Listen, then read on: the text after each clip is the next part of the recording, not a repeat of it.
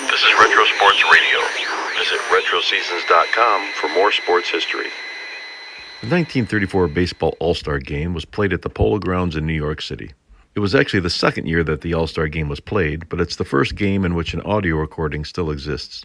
The game featured an unbelievable 28 future Hall of Famers, and is well known among baseball historians for the performance of starting pitcher Carl Hubbell. Be sure to listen closely to the first inning when Hubbell strikes out 5 of the game's best hitters in succession. Hall of Famers Babe Ruth, Lou Gehrig, Jimmie Foxx, Al Simmons, and Joe Cronin. You can find links to more info on the featured players, teams, and stadium in the episode description. Also, please be sure to like and subscribe in order to help out our channel. Enjoy the game. Today we're out at the Polo Grounds, that historic old home of the New York Giants, nestled in the lee of Coogan's Bluff on the island of Manhattan. The occasion, of course, is the playing of the second annual All-Star Baseball game between the outstanding performers of the National and the American Leagues. And boy, what an aggregation of ball tossers are wandering around there, down there on that field right now. The pick of the world, no question about that. The crowd is tremendous. The stands are packed all the way around. If you don't know the Polo Grounds, I'll just tell you quickly that it is a double-decked affair running about 4/5 to 5/6 of the way around the entire enclosure. There's only a small part of the grounds out in center field which is devoted to the bleachers. The rest is all double-decked grandstands. The grass looks as though it were absolutely as fine as the finest type of golf course green. It's perfect out there today, and Henry Fabian has certainly done a great job. Every seat in the house is filled now, almost at least. I can't see any vacant seats any place from my place up here in the second tier off third base. It's just about a capacity crowd right now, and undoubtedly every inch of the standing room will be taken before game time, which is in just a little less than 15 minutes. The boys have drawn an absolutely perfect day for baseball. It's not too hot, but it's plenty hot enough to get a good sweat up when you're working out there on the field, but not too hot and not hot enough to be uncomfortable for the spectators, the customers. So it's just perfect all the way around. There's a slight breeze blowing, but not enough to affect fly balls in particular. You know, last year the first of these All-Star games was played out at Comiskey Field at Chicago, and that ended with a victory for the younger league, the American, the final score being 4-0. That day, a young fellow who had his 20th birthday in big leagues baseball only the day before yesterday, and who intends to quit as a regular at the end of this season. He broke up that ball game with a towering home run with a man on the pad. His name, as you all know, is Babe Ruth, or George Herman Ruth, if you will, and for years his specialty has been breaking up ball games. This is another year, however, and the National League is out to avenge that beating of 1933. The way that ball has been zipped around the bases so far, the dazzling infield plays both teams have been pulling off, and the great running catches of long flies the outfielders have been snagging, it seems that a man must just be a magician to slap out a safe hit. But on the other hand, when you take a look at those batting averages of the two murderers' rows, you must realize that they'll just snap into it one time or another and do the necessary to score some runs. Crowd. Leading off for the American League will be Charlie Gehrig, whose second basing and 382 batting average has been one of the big reasons why the Detroit Tigers have been such thorns in the sides of the New York Yankees all season. Crawling right along all the time. They've been on top once in a while, but the Yanks have managed to cross the 4th of July, which is supposed to be the old deadline, cross the 4th of July in the lead. The national batting order starts off with Frankie Frisch, the old Fordham Flash, manager of the St. Louis Cardinals. By the way, as we run along, those of you who want to take these names down, be sure to have your pencil and paper, and you can get them, and then I'll run over the batting order again a little when we finish. Frankie Frisch, the manager of the St. Louis Cardinals and the captain of All-Star Nationals today, he's been camping around second base so long that position has given up all its secrets to him.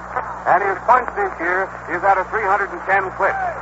Heine Manush of the Washington Americans is second on the American batting order, and he'll be out there patrolling the left field garden. And he's the only man boasting a 400 batting average. His average is 402, by the way.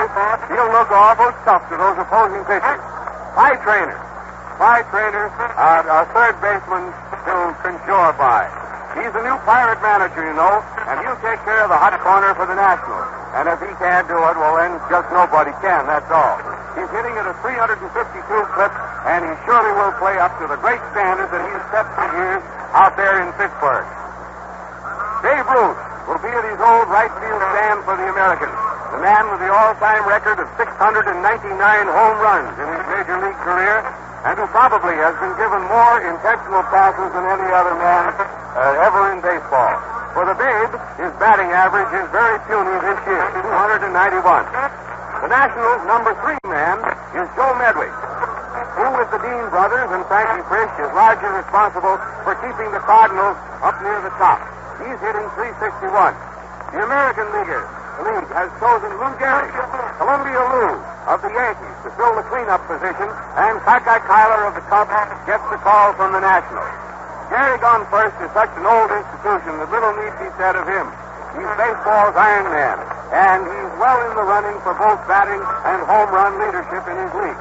He's batting .369 at present.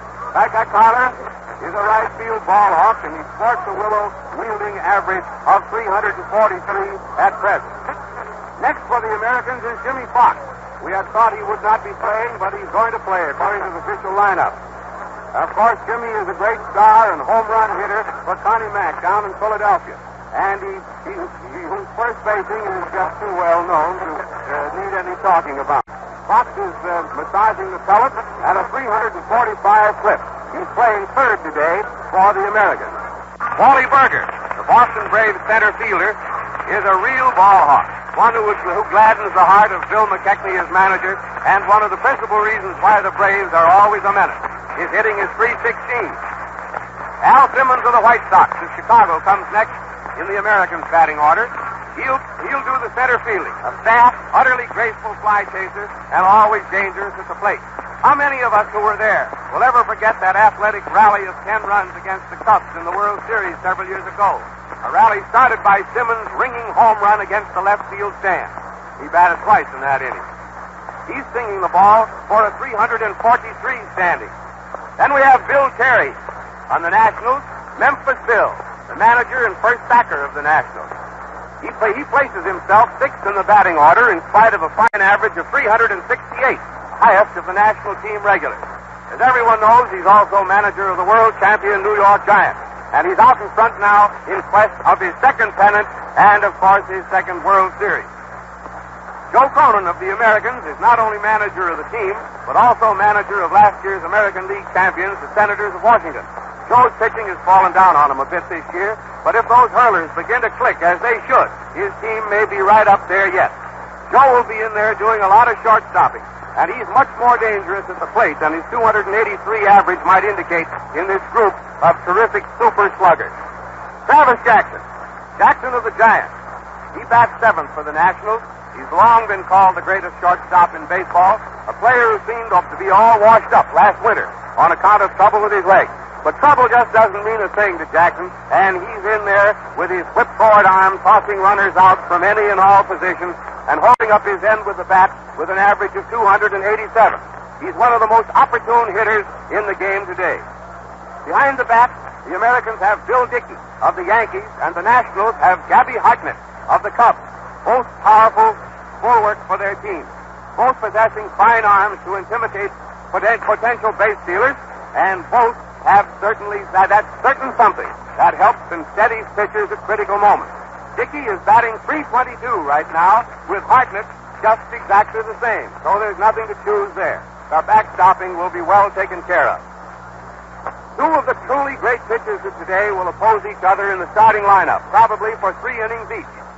Senor Lefty Gomez of the Yankees and Carl Hubbell of the Giants.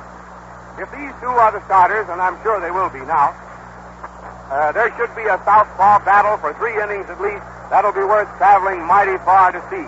Gomez has already won 14 games for the Yanks, and Hubbell has a rating among many who should know as the greatest living pitcher, and by not a few, as a man who is coming along to take his place as the greatest of all time. Man, also look at those batting orders. Not a soft spot from top to bottom. They're tough. Not the slightest chance for a pitching let-up. Just groove one for any man in that lot, and bang, there goes your old ball game. Will it be pitchers or will it be hitters? A difference of opinion, eh? Well, that's what makes horse racing. Aside from the players mentioned, the Americans have, as pitchers, Red Ruffing of the Yanks, Tom Bridges of the Tigers, Mel Harder of the Indians. Tom, how's Mel going? Pretty good? Great, man. Tom Manning of Cleveland ought to know all about him. Jack Russell of the Senators. Infielders, Frank Higgins of the Athletics, Jimmy Dykes of the White Sox. Outfielders, Earl Averill of the Indians, Ben Chapman of the Yanks, and Sammy West of the Browns. Of course, Tom Manning thinks that both Mel Harder and Earl Averill should be right in there now in the beginning of the game. But they're not. We'll probably see them all later. Catching, Rick Farrell of the Red Sox. I'm talking about extra players now, you know. The Nationals have, as pitchers, Lon Warneke. That great southpaw of the Cubs. Dizzy Dean, who with his brother is keeping the cards right up near the top. Van Mungo from the Dodgers. And over in Brooklyn, they think Van Mungo is the greatest pitcher in either league. And I'm not sure he is. With a lowly team this year, unfortunately, for the Dodgers, Van Mungo has been pitching great ball. Then they also have Fred Frankhouse of the Braves. It seems to be the general opinion around, among those who might know something about it, that the National League pitching will top the American League pitching today to some extent. But pretty soon we'll know all about it. As extra infielders, in the Nationals, Pepper Martin of the Cards. He's that baby that went crazy and just about won a World Series all by himself a few years ago. 3 years ago, 31. Floyd Vaughn of the Pirates. We had thought that Floyd might go in playing shortstop right away, as Jackson has had some eye trouble, but Jackson will start. Billy Herman of the Cubs. Outfielders for the Nationals, extra men, Paul Wainer of the Pirates. Mel Ott of the Giants and Chuck Klein of the Cubs. Just think of a baseball team that keeps Paul Wainer, Mel Ott, and Chuck Klein on the base. Boy, oh boy. Also, an extra catcher, Al Lopez of the Dodgers. The umpiring done today will be by Brick Owen and George Moriarty from the American League, and Charlie Furman and Dolly Stark of the National League. Beside its manager, Joe Cronin, the American team will have the services of Walter Johnson, the old master pitcher from Washington, you know. Walter Johnson will be on the coaching line, and Al Shack will also be on the line for the American League. And the National League team will be similarly served by manager Bill McKechnie and manager Casey Stengel. Casey Stengel, you know, I remember one day out here when Casey Stengel slapped out 2 home runs in the World Series, won a ball game for the Giants. What a day that was for old Casey. No doubt about that. Anyway, altogether, it looks as though a grand and glorious baseball game was going to begin very, very soon. The managers of the teams, the captains of the teams, and the 4 umpires have gathered around the home plate for a last-minute conference before this ball game starts. I don't think there's a seat in the house. That means there must be somewhere in the neighborhood of 55 to 60,000 people crammed in the Polo Grounds this afternoon on one of the most beautiful baseball days you ever saw in your life. Both Gomez and Hubbell are down there left-handing him into their catchers on the sidelines, getting warmed up for the game. And I want you all to know that in a few moments we'll turn the microphone over to Tom Manning of Cleveland. Tom, you know, has been telling you about World Series since time immemorial, and he's also going to give us play-by-play scoring today. Tommy Manning, that carrot-topped redhead from Cleveland, Ohio. Here, quit that, Tom. And also with us is Ford Bond. Ford Bond has been telling you all about the baseball scores daily through this season. And he's been making a fine baseball game out of the news results following the game. Ford has been telling you about every game. You haven't missed a game yet, have you, Ford? No, he says he hasn't missed a game. Of course, if he falls out of this box, he might miss tomorrow's game, but we'll try to keep him in. The field has been cleared now. The boys are still standing around the home plate. Joe Cronin and Bill Terry. And I see Walter Johnson is there, too. And I believe, I don't know whether it's going to be before the game or not, but I believe it will. It will be. The unveiling of the tablet for John McGraw. John McGraw, the Little Napoleon, as he was called for many years. Yes, the drapes have been pulled back from the tablet commemorating the history of John McGraw and the Giants. It's out in center field. The tablet to McGraw is located just above the tomb. Or not the tomb, it isn't exactly a tomb, but the stone plaque out in center field at the center field exit, which was erected some years ago for that war boy, Captain Eddie Grant, formerly of the Giants. Just above the memorial to Eddie Grant is a plaque to Christy Masterson, who many people say, many of the old enthusiasts claim was absolutely the greatest pitcher of all time. Ross Young also is in memory out there with another plaque next to Christy Masterson. Ross Young, you know, was that great outfielder of the New York Giants some years ago, and the Giants and the world lost him. Eddie Grant, Christy Masterson, and Ross Young, and now above all of these is placed the bronze plaque in memory of John McGraw, one of the greatest leaders of baseball men who ever lived, unquestionably, and one of the real old-timers. He and Connie Mack were up to a short time ago, were the only two of the real old-timers left. And now we have but one, Connie Mack, who I believe is now in his 72nd year. That's about good. I believe Connie is that old, but to know Connie, you would never think he was that old. And it was a terrific blow to baseball, of course, to lose John McGraw. But he felt that he was not in good health. He resigned from his managership of the New York Giants, and they were his greatest love all his life. And it wasn't very long before it seemed that the body simply could not hold the soul any longer after he had lost his beloved Giants. And so he passed from us.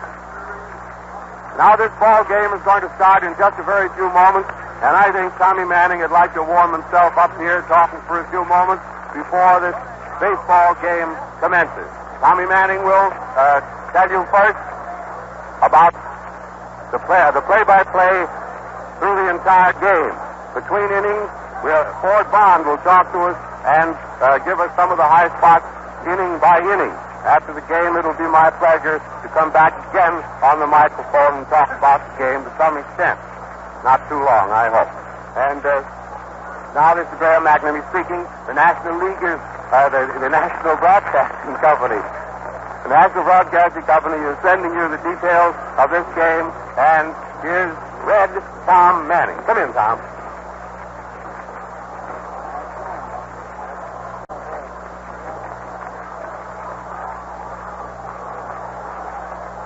Good afternoon, everybody. As Graham has told you, it is really a great day here at the Polo Grounds in New York, and what a ball game we all anticipate. Before we get started this afternoon, I want you to know that Ford Bond is going to speak to you throughout the game, and if you don't mind, Graham McNamee, of course, has given all of us so many fine thrills during his broadcasting career. We're mighty happy to tell you today and to congratulate Graham McNamee. Today is his birthday. Is that right, Ford? That's right. That's right. Graham's celebrating a birthday and showing all of his presents and claiming, 26 or 24 that he was asking about a while ago. Well, the players are all walking out now to have their pictures taken, together with a few of the umpires. The National Leaguers have come out. Today, the National League are wearing their home uniforms, and of course, each one of them decorated with their individual insignia of the teams.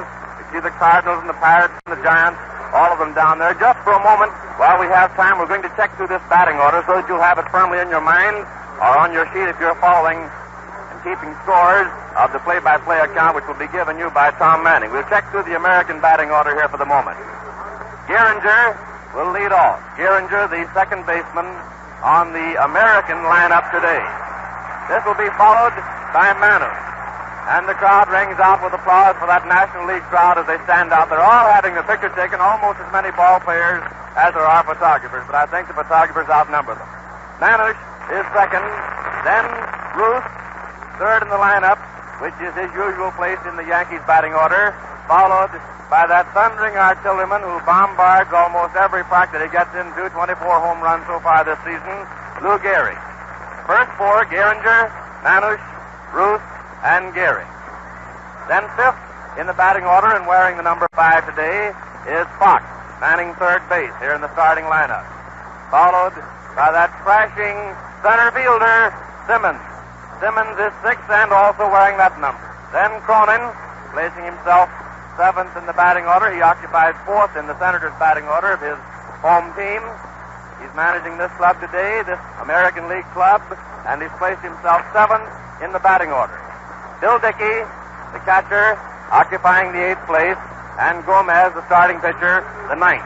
Now the players are broken up down there for the moment and are running out to their position. So we'll go through the National League batting order right quickly here. Frisch, leadoff man and second baseman of the National League team today. Trainer, third baseman and occupying the second place in the batting order. Medwick, followed by Kyler, Kai Kyler, the right fielder. Then Berger, Perry,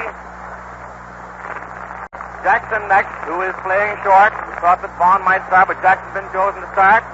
Hartnett, Gabby Hartnett, the Cubs catcher, who is starting off as catcher for the National League, is down there now. He's put on his protector and his shin guards, and Hubbell walks out and picks up a ball on the mound. And Hubbell occupying the 9th position in the batting order. He's warming up now, tossing over a few to Gabby Hartnett, who wings it back. And the infielders are tossing the ball around. It goes over to Bill Terry. He wings it across on the ground over to Pat Trainer on third. Getting just about ready, and Gehringer, the second baseman and leadoff man for the American League team, is up there now measuring his bat and feeling of it. And here's Tom Manning to give you the start of this great game, the All-Stars of the American and National Leagues, with the American League up at bat with Gehringer up there at the plate. And here's Tom Manning. Well, just about set to go now. Sherman is behind the plate umpiring. Sherman of the National League, you know.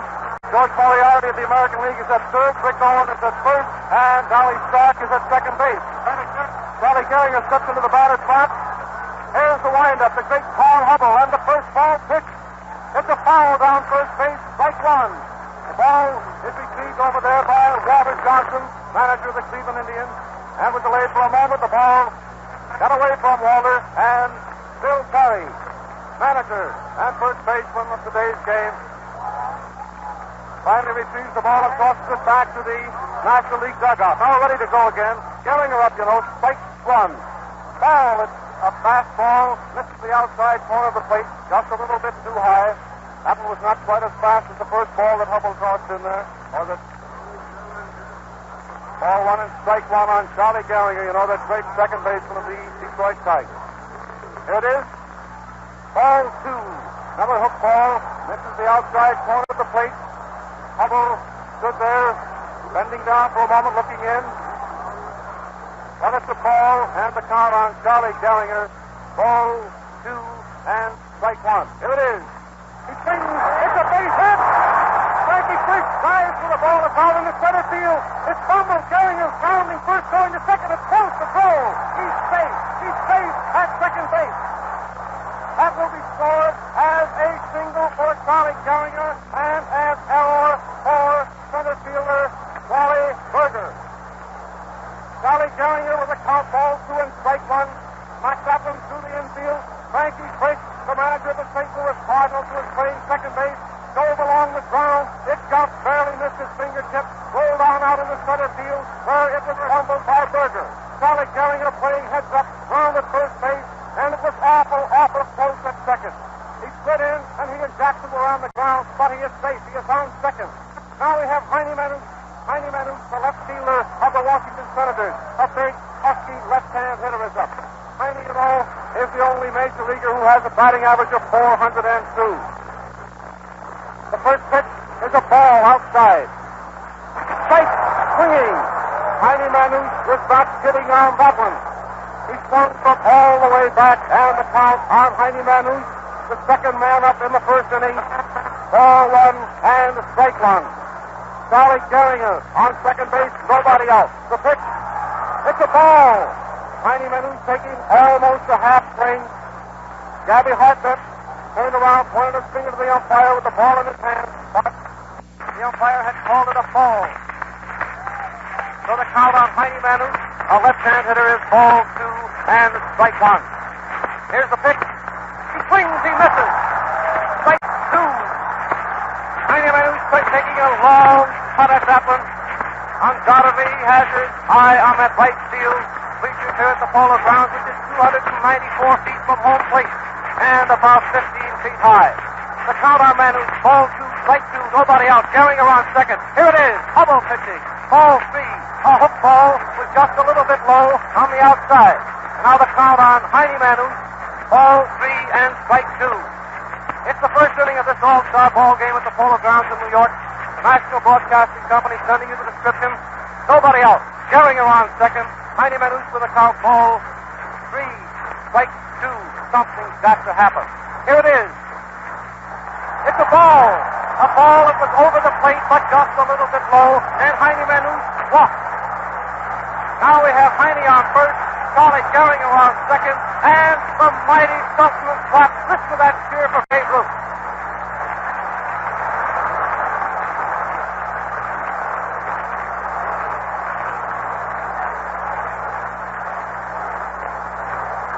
Just at the moment, manager Bill Terry, Frankie Frisch, Travis Jackson, Ty Trainer are all in there around Carl Hubbell, and they're having, as Bill Mundy would say, a clap-gutted shooter's huddle. And by the way, Bill Mundy is here with us in the box today, and a little later on, we're going to have Bill come over and say hello to you. I know you'll all be anxious to hear him. Ball players may come and they may go, but here is the king of them all in the batter's box, pulling that old bat up and down. He knocks the dust off his shoes, and he's ready to face the great Carl Hubbell. The pitch, it's a strike over the heart of the plate. A called strike on Babe Ruth. It's the first inning, you know. Nobody out. Heine Manu is on first. The result of the base on ball. Charlie Gehrig is on second base. Here's the pitch. Ball is outside. Ball one and strike one. Fans are all yelling the American League. Fans, of course. Crowd is split here. And there the American League fans, of course, are pulling for Babe to park one of the bleachers. 1-1 the pitch. He swings, he misses. It's a strike. Babe Ruth swung from way back on that one. He was aiming for it someplace over in Coogan's Bluff. I don't know, but he was certainly swinging from way back. Strike two and ball one is the count. Heine Manu is on first. Charlie Gehrig is on second. Nobody is out. Carl Hubbell, the great National League southpaw of the Giants, is in the box. Here it is. Strike three! Strike three! He's out!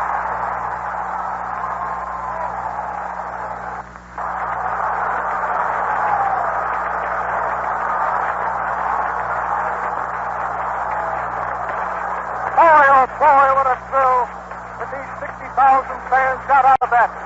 The mighty Babe Ruth is up there, and with the National Leaguers nervous with runners on first and second in this important ball game. Babe Ruth coming up there, and with a count 2-1. Carl Hubbell hooked one over the inside corner. The Babe pulled away, and it was a called strike. Now we have one man out. But it isn't all over yet. They're all sluggers. Lou Gehrig is up, and we're ready to go. Lou Gehrig knocks the dust off his shoes, pulls on his cap, and takes his stance in there. It's a ball. High, outside. This boy Gehrig, you know, is plenty responsible for the position of the New York Yankees in the American League. Here's the pitch. He swings, he misses. Strike two.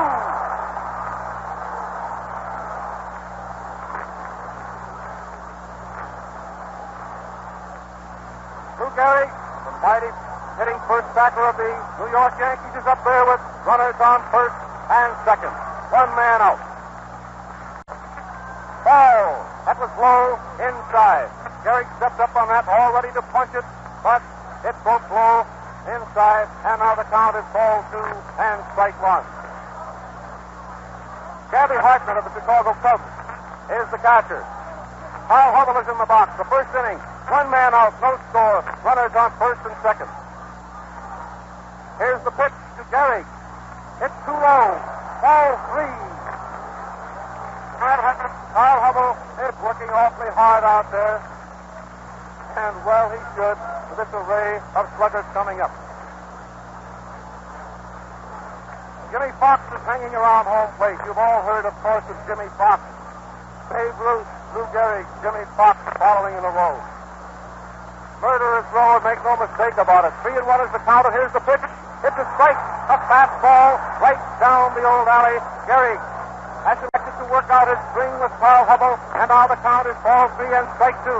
It is very possible now that Gehringer on second, Manouche on first, will be off with the pitcher's motion. However, we have but one out. We shall see the attack of Joe Cronin on this next play. 3 and 2, you know. Manouche has a big lead off first. There they go. They're running. Gehrig swings. He misses. He strikes out. But the double steal was attempted, and Gehringer put it in just ahead of the ball, and it's safe. Mike Trainer, the third baseman for the National Leaguers, is now arguing with umpire George Moriarty. That was very, very close.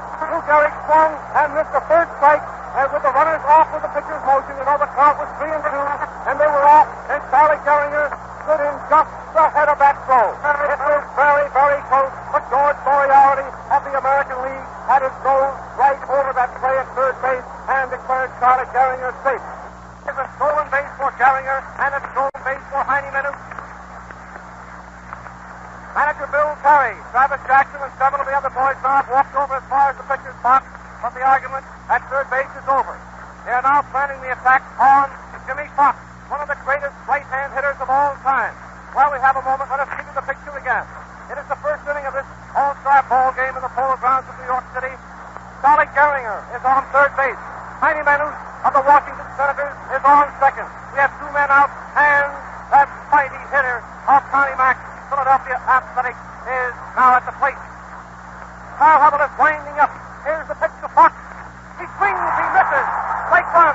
Boy, how this Hubbell is burning him across the plate. Pitching his whole heart out there for the cause of the National League.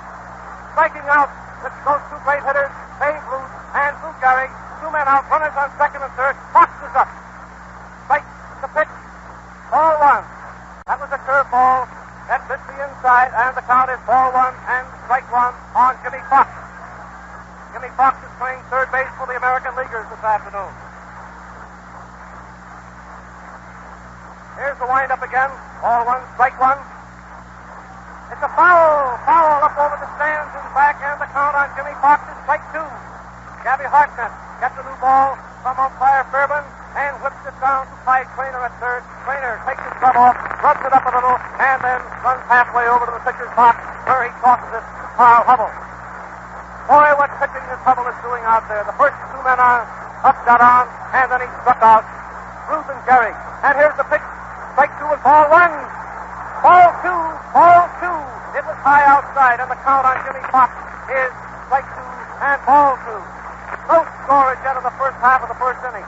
2 men out. Gehringer is on third. Manouche is on second, and Fox is up. 2 and 2. And here it is, the pitch. He swings. He's out. He's out. He's struck out. Boy, oh boy, oh boy. He's struck out. 3 strikeouts for Carl Hubbell. Come in, fourth on. A ball player's dream, yes, sir, a manager's dream, and a pitcher's nightmare. That's what this is when you face these murderers' rows that come out here to bat. And what an achievement that was of Carl Hubbell right here in this first inning. Here is a resume of what happened, just to go over it briefly. The American League first inning, Gehringer leading off. The count goes to 2-1, and he snaps a sharp single to center field, going into second base on Berger's error in center field, and he slid hot into second there with Frick receiving the throw, and the umpire called him safe. Single and an extra base on Berger's error. Then Manouche comes up, and it goes to 3 and 2, and then the next one sails over, is a ball, and Manouche walks, and there's 2 men on base, and nobody out, and then ensued that big conference there in the infield with Bill Terry coming over to find out how your star pitcher Carl Hubbell was going to do with 2 men on, and then these 2 murderers coming up, Babe Ruth and Gehrig. Well, Ruth steps up there, the count went to 1 ball and 2 strikes, and then the Babe standing there looking at one, and it comes over, and the umpire's hand goes up in the air, and the man is out. Yes, sir, Babe called out on strike. Gehrig comes up, and he goes out swinging, and Gehringer and Manouche go down to second and third and second respectively. Then Jimmie Foxx comes up and strikes out. A great achievement, Carl Hubbell. Here we go into the second half of the first inning. Tom Manning. Mikey first is up. Second baseman, you know, manager of the St. Louis Cardinals. Frankie bats him right-handed. Lefty Gomez is in the box for the American Leaguers. Frankie gets a home run. It's going. Hit high up into the bleachers. Oh, a home run. A home run for Frankie Frisch. Listen to that crowd.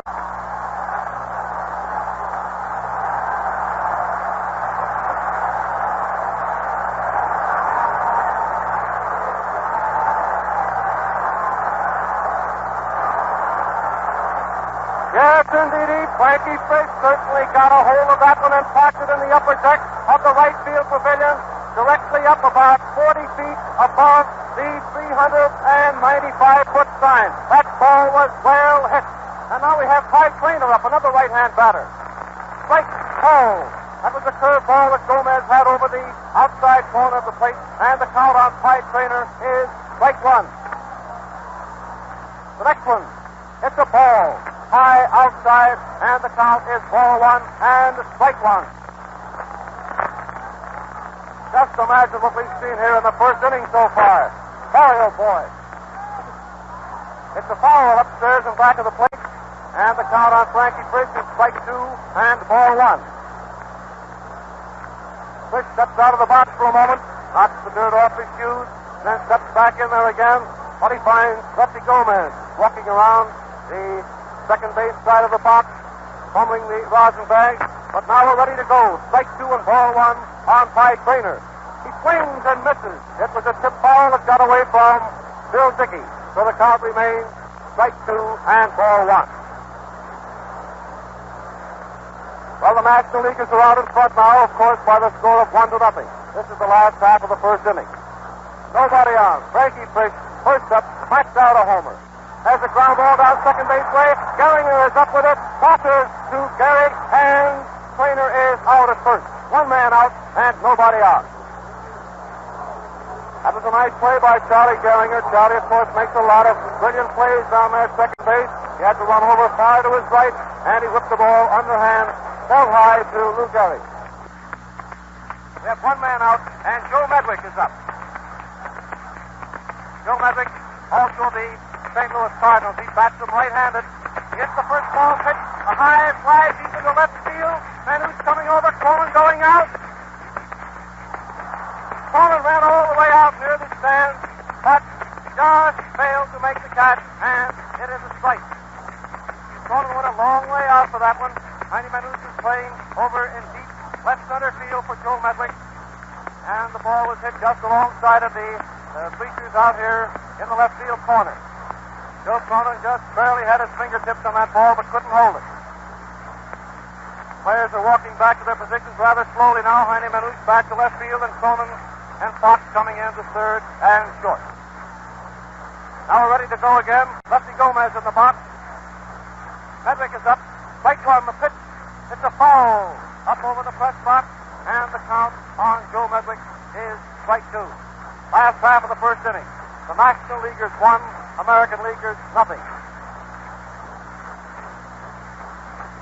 Joey Medwick, one of the finest looking young ball players to come up in years, is at the plate. Strike two, and here's the pitch. He swings and misses.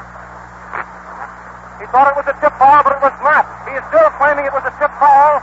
Dickey dropped the ball and tagged him out, but Medwick is still talking to the umpire. The umpire says it was not a tip ball, and he has declared out a strikeout. Now we have two men out and nobody on. Joey Medwick thought that he tipped that ball, but if he did, the umpire did not hear it, and it was the third strike swinging. Two out, nobody on. Ty Kyler, the Chicago Cubs, is up. Ty in the also batting him right-handed this afternoon. Ty is quite a ball player. He's been up a long time, and many a thrill he has given the National League fans. Ball, high outside. Next, hits the plate, and it's ball two. Ty Kyler is up there the last half of the first inning. Two out, nobody on, and the count is ball two. He swings. It was grounded on shortstop way. Cronin comes up with it, tosses to Gehrig, and Tyler is out at first. That retires the National Leaguers in the first inning. have 1 run on 1 hit. At the end of the first inning, the National Leaguers 1, American Leaguers nothing. Come in for it. And what a thrill rang through these stands when Frankie Frisch stepped up to that plate. A ball shot over, and it was called a ball. Then he settled himself, gave a hit to his pants, wiped his hands in the dirt, picked up that bat, leaned over the plate, and looked at the next delivery that Gomez shot in, and winged it high, hard, and far into the upper deck of the right field stand for a thrilling homer. And how that does lift the fans out of their seats. A thrill when that ball leaves with the crack of the bat and smashes straight and direct for those upper right field stands. So a run came in, and Gomez settled down. Trainer, the second man in the National League batting order, who came up the count, he smashed it down to second base. Gehrig to come over, scooped it up fast, got it to Gehrig over on first, and he was out. 1 out. National Leaguer's first inning. Then Medwick came to bat. Struck out. Tyler came up, shot it down to Cronin. He's out scoring to Gehrig, and here we go with Simmons up at bat, I believe, in the second inning, and Tom Manning coming in to give it to you. Carl Hubbell, the southpaw. The Giants is in the box again. Al Simmons, the right-hand hitter, is up the pitch. Ball 1. A fastball was high on the outside. As we went to the first half of the second inning, the National Leaguers are out in front by the score of 1-0. Al Simmons leads off for the Americans in the second inning. He swings and misses, a mighty swing, turning all the way around. That's a beautiful pivot, that Simmons has. Digs his toes in the dirt, swings all around, and the count is ball 1 and strike 1. Manager Joe Cronin is hanging around home plate. Coming up next, the pitch, strike 2. There was that old screwball, came in there shoulder high, and then dove down, and Simmons swung over it, and the count is strike 2 and ball 1. First man up for the American Leaguers in the second inning. Here's the pitch. He's out. He's swinging. Strikes out. 1 gone. That was a change of pace offering that Carl Hubbell had in there. Letter high. Simmons took a good toe hold and swung. Boy, that constitutes some sort of a record. Babe Ruth, Lou Gehrig, Jimmie Foxx, and Al Simmons all striking out in succession. Boys and girls, this boy Hubbell is a pitcher. Joe Cronin is up there. He hits him right-handed, The first is a foul up and back. Up on top of the press box, and the count on Joe Cronin is strike 1. Simmons tosses out another new ball. Gabby Hartnett puts it down to Bill Terry at first. Terry rubs it off a little bit and then tosses it over to Carl Hubbell. First half of the second inning, 1-0 in favor of the National Leaguers. 1 man out and nobody is on. Here's the pitch to Cronin. Strike 2, swinging. That old screwball of Carl Hubbell's is working in there beautifully this afternoon. It must be when you strike out 4 hitters like that. Ruth, Gehrig, Fox, and Simmons. Now he has the count 2-0 on Joe Cronin. 1 man out, nobody on. The pitch, it's too high. Ball 1. That was just about the fastest ball that Hubbell has tossed in there this afternoon with a count 2-0. He's a smart pitcher, He's whipped that fast one in there. Here's the pitch again. 2. Good one. Strike 3, swinging. He struck him out. 5 strikeouts in a row for Lefty Hubbell of the National League.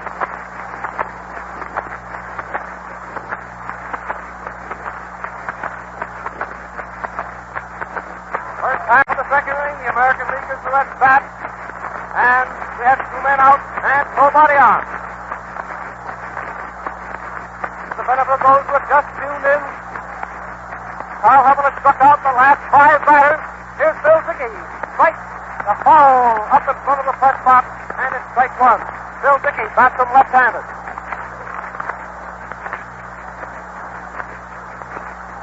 Bill Dickey, is a great, tall, lean catcher of the New York Yankees. Ball. That was a hook ball that got away from Hubbell. It was outside and a little bit low, and the count is ball 1 and strike 1. What a ball game we're watching. Ball 1 and strike 1. Here's the windup. 2 out, nobody on. Strike 2, ball. That was a ball that Bill Dickey pulled away from, and it broke over the heart of the plate for a tall strike. And the count now is strike 2, ball 1. The American Leaguers batting in the second inning. 2 out. Nobody on. Here's the pitch. Strike 2 and ball 1. He bangs it. It's a base hit into left field. A base hit into left field. The ball is received by Medwick. He tosses it into Travis Jackson at second base, and Dickey stops at first.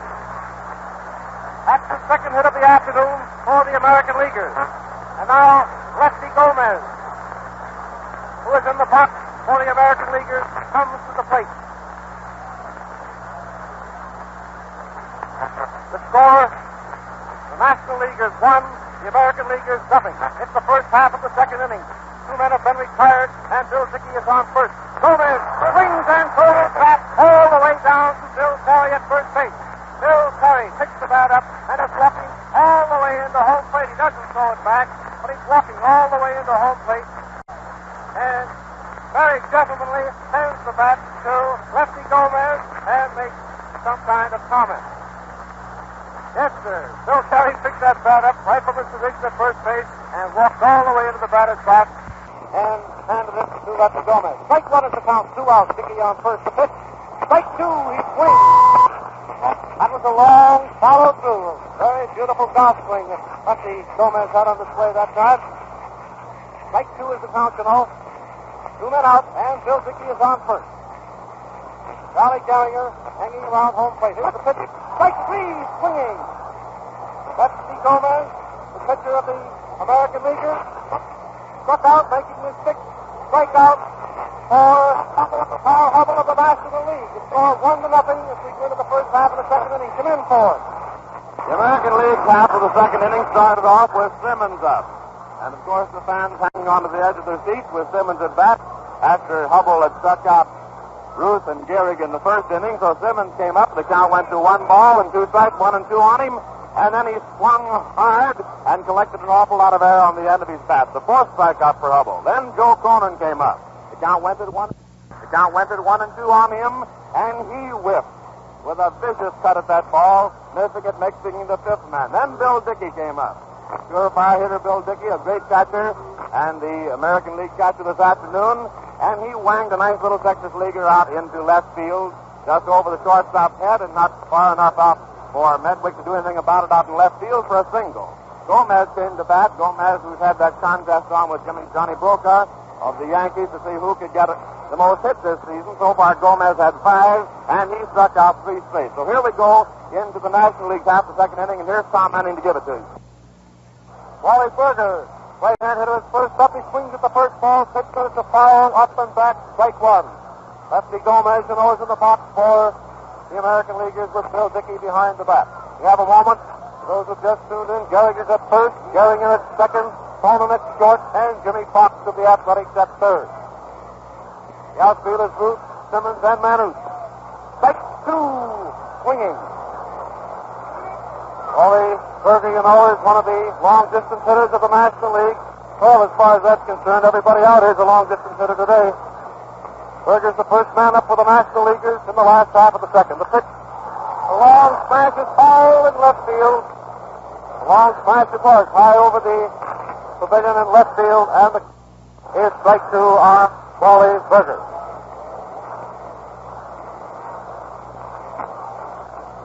The score is 1-0, you know, in favor of the National Leaguers. The result of Frankie Frisch's home run. Frankie Frisch was the first man up for the National Leaguers in the first inning. Parked it in the upper deck of the right field stands for a homer. Strike 3, Wally Berger strikes out swinging. That's the second strikeout of the afternoon. Bill Terry is coming up. Bill gets a great ovation from the crowd as he steps to the plate. Bill is well liked here in New York City, and he should be. Bill is a great ball player. Bill is the manager of the National Leaguers today. He's a left-hand hitter. The first pitch, ball 1. A fastball is outside. Travis Jackson, shortstop and captain of the Giants, is next. There's a long smash in the center field, but Simmons coming in. Simmons is under it. He has it.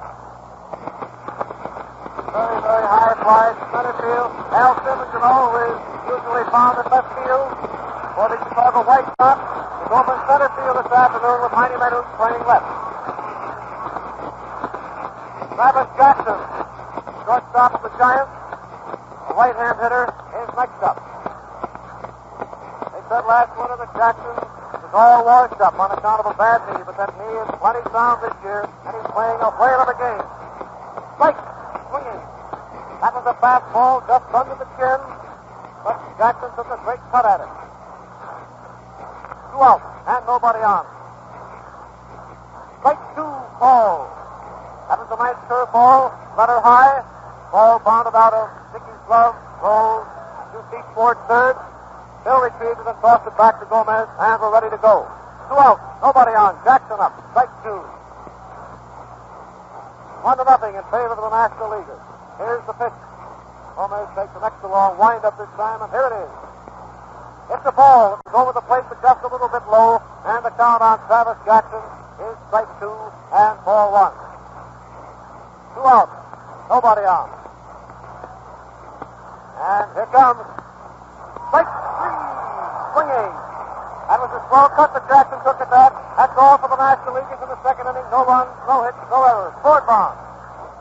Looks like this game is going to settle the argument about which it takes to win ball games, heavy hitters or great pitchers, because the pitchers are tying these heavy hitting lineups into knots this afternoon. The National League second inning, Gomez first pitching to Berger. Berger came up and went down on 3 straight balls, all of them strikes. And he swung hard at the third one and tore through a lot of the ozone above the plate and got exactly nothing at all. Then Bill Terry came up to the cheers of the stands, a very popular player, great first baseman and great manager of the New York Giants, came up and it went to 1-0 on him. A ball and no strikes, and then he walloped a towering high fly. It sailed way high out into the center field. Simmons moved in under it and took it nicely for the second out. Then Travis Jackson came to bat. Travis Jackson up, and Gomez had his number 2. Jackson went down swinging, retiring the National League here in the second inning. So we come with the score 1-0 in favor of the National League into the third inning with the American League at bat, the National Broadcasting Company bringing it to you. Here's Tom Manning to tell you about the play-by-play here in the third inning. The American League is 1 run behind as they come to bat, and Charlie Gehringer, the Detroit Tigers second baseman, is again the leadoff man. First time up, Charlie singles to center field.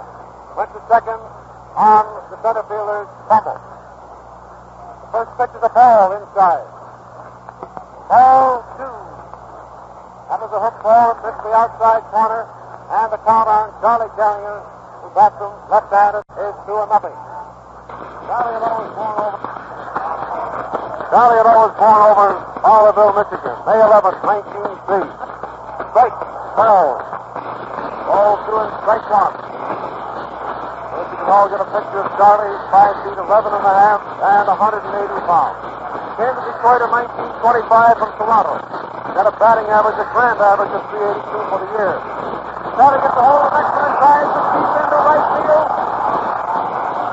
And Tyler goes back and makes that nice running catch up the edge of the track in deep right field. Boy, that ball was hit right on the label. Looked like it was going places for a moment, but Ty Carter turned it back with the crack of the bat and dashed out to the cinder track and made a sweet running catch for the first out. 1 down. Nobody on. Ty Trainer and Bill Terry are over in the pitcher's box now, having a bit of a conference with Carl Hubbell. Conference is over, and Heine Manouche is coming up. Last time up, Heine walked. Hit the first ball, pitch the grounded on second base way. Frankie pushes up with it, crosses to Terry. Manouche is out. 2 men out, nobody on. Boy, those National Leaguers are whipping that ball around that infield with the speed of lightning. They're certainly all touched up right on their toes this afternoon. Babe Ruth gets a great ovation as he comes up for the second time. Last time up, Babe Ruth struck out. The American League is half of the third inning, 1 run behind, 2 out, nobody on, and Babe Ruth is up. Strike, ball. Rather slow curveball, just above the knees and over the heart of the plate. They've decided to wait for another one. A called strike. 1-0 is the count.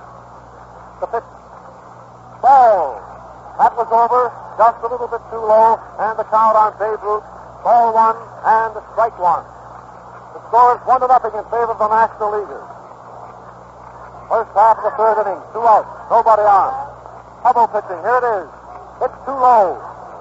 Ball 2, and strike 1 on Babe Ruth. Lou Gehrig is hanging around home plate. Lou is coming up there next to him. 2 outs, nobody on. Babe Ruth, ball 2, strike 1. The pitch, a foul over into the National Leaguers' dugout, which is along first base, and that evens the count at ball 2 and strike 2. There's a lot of pepper out there on the National Leaguers' infield. A lot of baseball players out there, incidentally. 3 managers, Terry, Fish, and Trainer. And a captain, Travis Jackson. 2-2 the pitch. Ball 3, that one drives Babe Ruth away from the plate. It was high inside, and now the count on the Babe. Ball 3 and strike 2.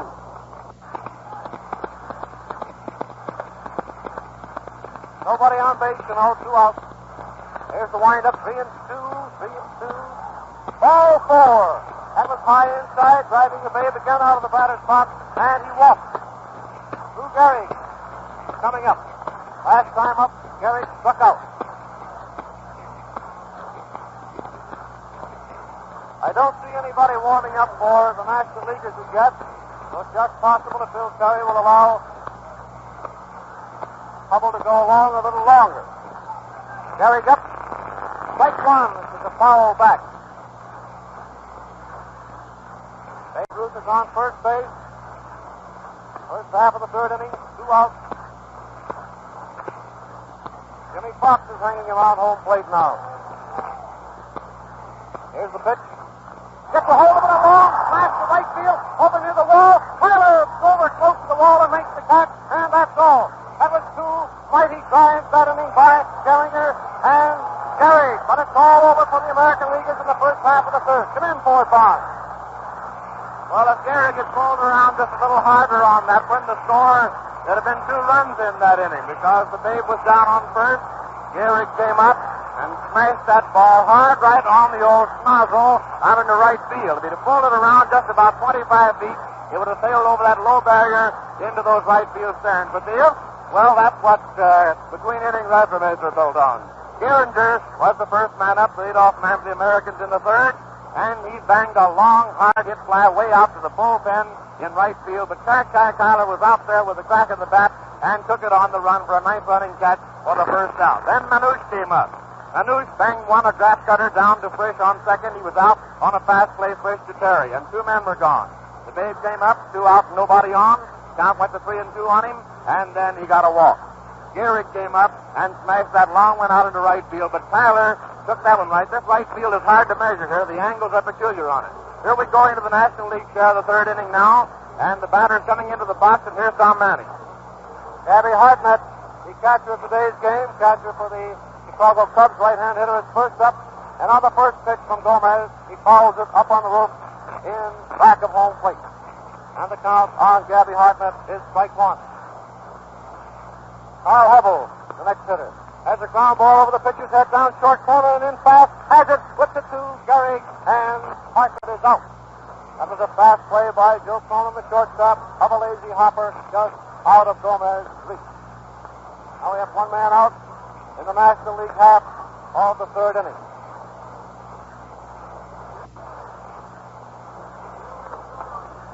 We're going to have a pinch hitter for Carl Hubbell. Billy Herman, a right-hand hitter, draft for Carl Hubbell. Hubbell has pitched his 3 innings and is through for the day. Gets the first ball pitch, the high fly out in the short left field. Cronin going back, Manouche in. Cronin is under it and has it reached for the out.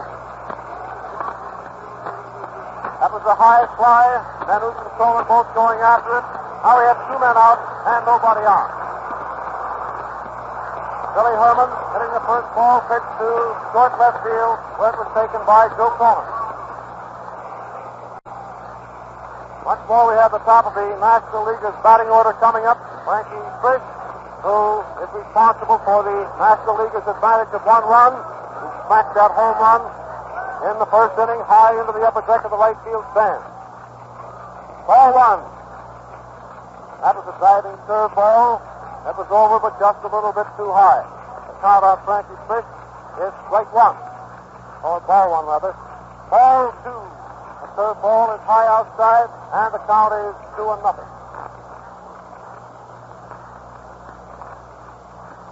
2-0 on Frankie Fish, the manager of the St. Louis Cardinals. That's a high foul down toward first base. Gehrig is going back fast over near the stands, but it's a little too deep into the boxes and back to first base, and it's a strike. Gehrig is certainly a fighting ball player. He dashed over for that one. Never looked up until he got his hand on the little barrier in front of the boxes and looked up, but the ball is in the boxes a little too deep, and the count on Frankie Fish, ball two and strike one. The last half of the third inning, you know. Strike called. Ball two and strike two.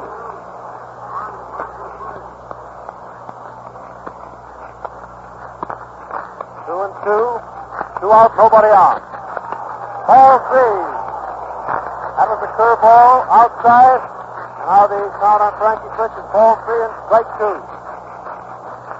The fans have settled down for just a moment now with that great excitement that we had in the first inning. It's a ball low outside, and Frankie Fish left.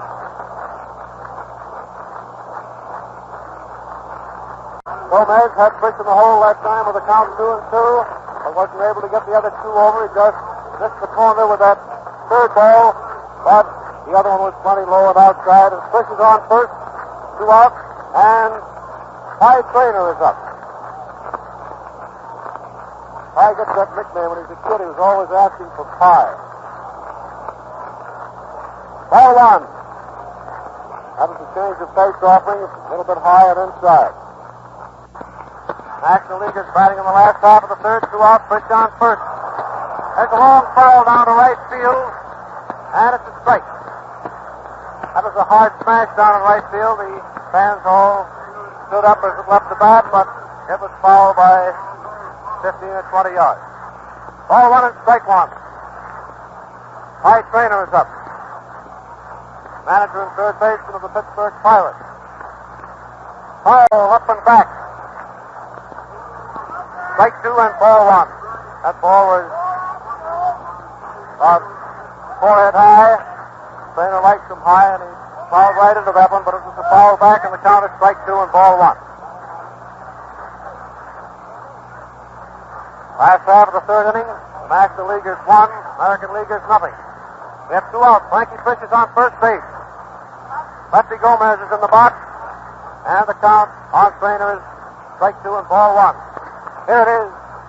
It's a ground ball through the foot of the infield, out into center field. Al Simmons comes up with it, and he returns the ball to Cronin at second base, while Frankie Fish pulls up at third. Frankie Fish reaches third base standing up. A base hit for Pie Trainer. That was a ground ball through the center of the infield, and it was retrieved by Al Simmons in center field. Now we have Joey Medwick. Joey Medwick of the St. Louis Cardinals coming up.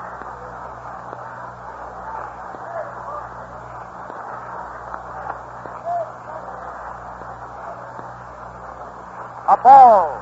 Low inside. Runners on first and third. You know, last half of the third inning. 2 men out. Last time up, Medwick struck out. A foul back. And that evens the count at ball one and strike one. Here's the picture, last half of the third inning. The National Leaguers are out in front by the score of 1-0. Pie Trainer is on first. Frankie Fish is on third. Joe Medwick is up. He gets a hold of that with a long smash. Going into the upper deck of the left field stand for a home run. Frankie Fish crosses the plate. Pie Trainer is rounding third, going in.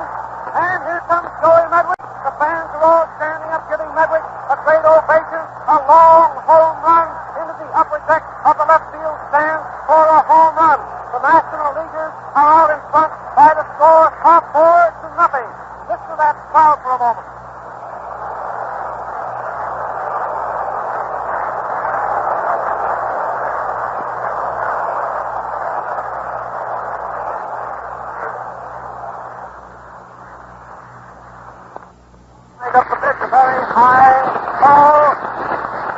coming over close to it.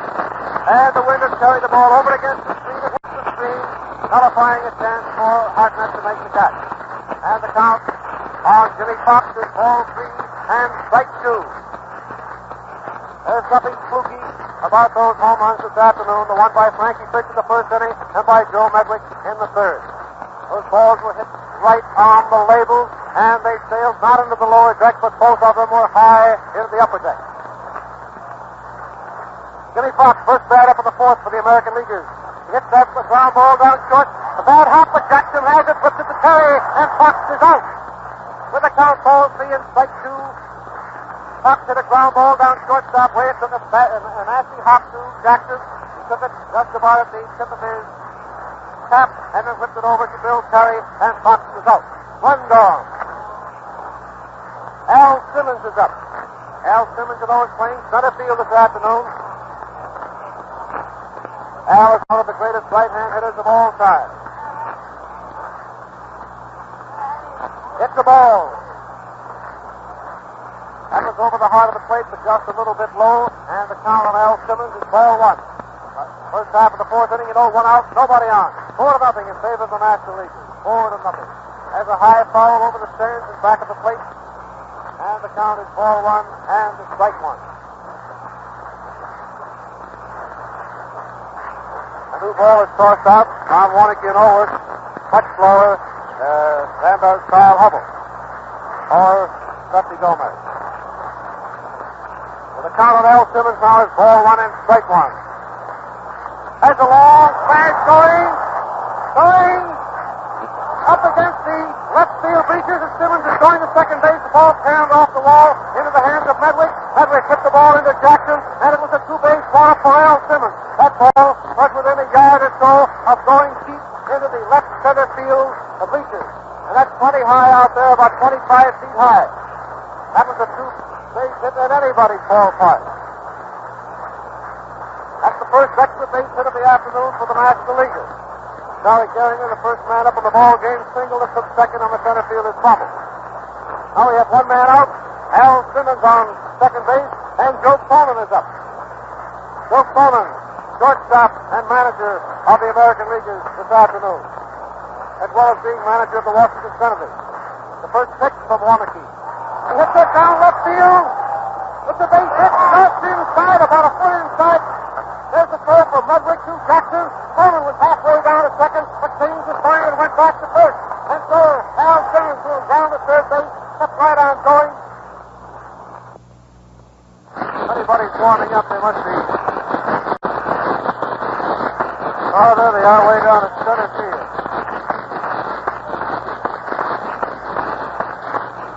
Oh, that's one of the National Leaguers warming up. Well, we have 2 men out in the first half of the fourth inning.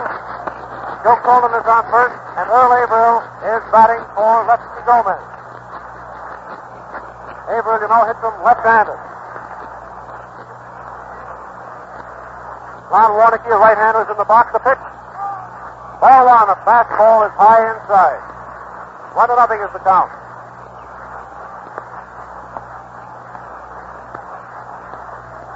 No, it's funny. If Joe Cronin was sent to steal now, and Averill will be declared out, he really wouldn't be in the ball game officially. Ball 1 is the count on Averill. Here's the pitch. It's too low. Ball 2. Lonnie Warnicki, right-hander. Big tall right-hand. Out there in the box for the National Leaguers, having replaced Carl Hubbell. Oh, he's on the rubber again, ready to face Averill with the count 2-0. The pitch.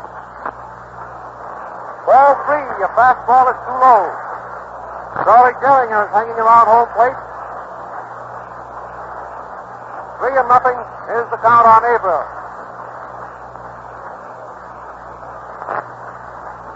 Working that ball low outside for Earl. 3-0 is the count. 2 outs. Cronin is on first. It is strike called. Ball 3 and strike 1. That was a burning fastball right down the old alley, belt high. 3-1 it is.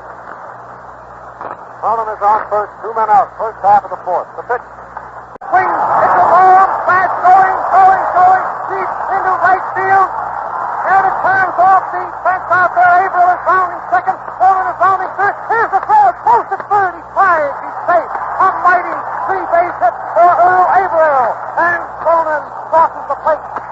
The National Leaguers 4, the American Leaguers 2. Earl Averill, the center fielder of the Cleveland Indians, with that count, ball 3 and strike 1. He took a toe hold on that triple coming down the old alley, and boy, did he hit it. He hit it as he hit it some more.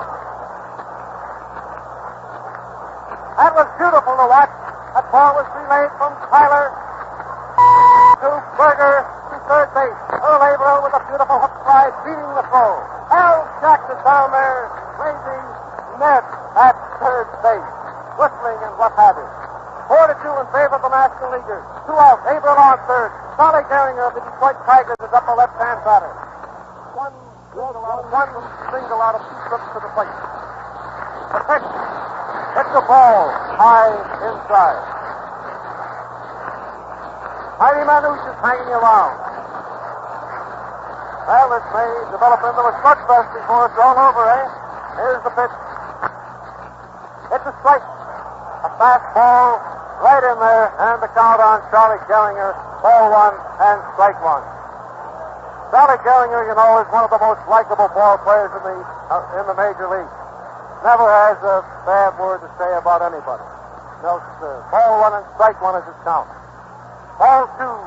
That was a curveball. That missed the outside corner to a left-hand sticker, and the count is ball 2 and strike 1. First half of the 4th inning. The score, the National Leaguers 4, American Leaguers 2. 2 men out. Averill on third. Ball 2 and strike 1, and there it is. Ball 3. Low outside, and the count is 3-1. Heidi Manouche is hanging around home plate. Gets up now and pulls his trousers down and waves that bat a few times. Gabby Hartnett walks out to have a bit of a conference with his battery mate, Lon Warneke. You know, this battery that we have in there now for the National Leaguers represents the century of progress and the city of Chicago in a big way. Gabby Hartnett, a fine catcher, and Lon Warneke, a very, very fine right-hand pitcher. Here's the picture again. First half of the 4th inning, 2 out. Averill on third. Gehrig up, ball 3, strike 1. The pitch. Hit too wide, and Gehrig walks. Charlie Gehrig walks, bringing Heidi Manouche, the mighty left fielder and slugger of the Washington Senators, is coming up. Charlie Gehrig is doing right well by himself this afternoon. A base knock the first time up, and the third time up he gets a base on ball. Now we have Gehrig on first, Averill on third. 2 runs behind. Heidi Manouche is up, the left-hand batter with Lon Warneke pitching. Here it is. Strike 1. He takes a terrific cut and misses.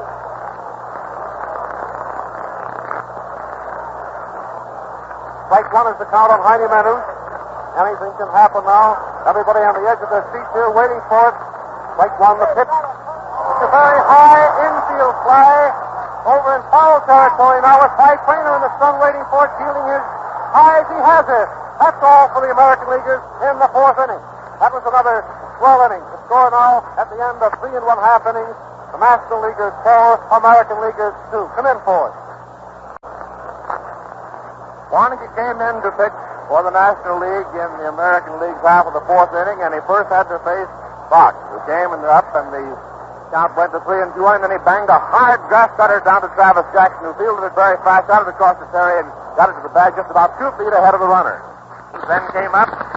Simmons banged that ball hard, high, and far way out to the left field grandstand, and just missed clearing by about 1 yard the barrier above the lower deck. He got a 2-bagger on it. So the man on base, 1 out and 1 on. And Cronin at that. Cronin smacked one to left field, just about 2 feet inside the left field foul line, scoring Simmons.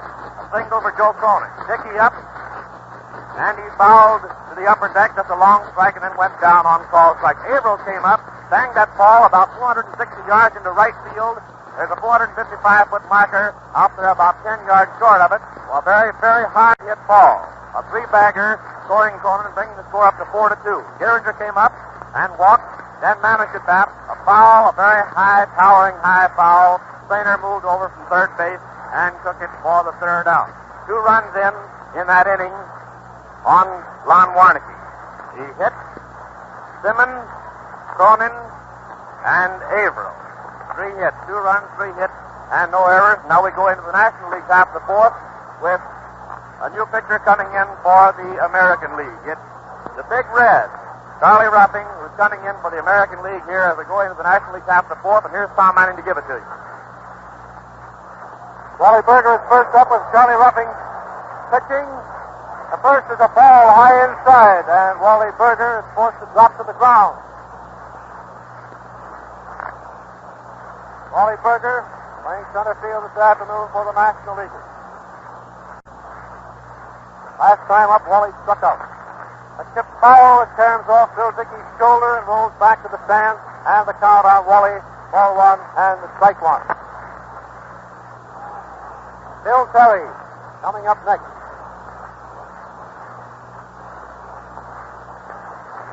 Wally Berger is first up, in the last half of the fourth inning. The count, ball 1 and strike 1. Strike 2, Wally Berger swung at one that time that was high over his head. The umpire delays the game for a moment to brush off home plate. Wally fell down, his feet kicked all the dirt on the platter, and now it's all washed up and ready for another meal. Strike 2 and ball 1. It is. The high fly to the infield. It's going foul, and Fox under it. Fox has it. He almost got that. That groan went up from the crowd, but there's a very bright sun there up over third base. Jimmie Foxx stood there with his glove shielding the sun from his eyes and staggered into foul territory and juggled the ball for a moment, but he hung on to it, and that's what counts. 1 man out, nobody on. Bill Terry is up. Terry, hits him left hand.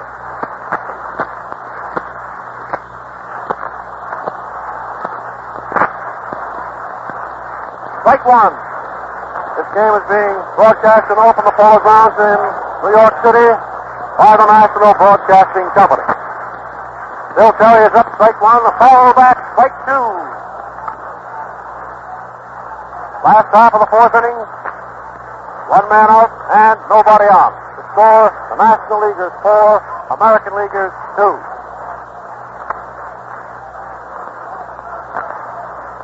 Bill Terry is up and Travis Jackson is next. There's a foul into the seats along third base there with everybody ducking. That was a line smash, one of those bing-bing things. Now the count on manager Bill is strike 2.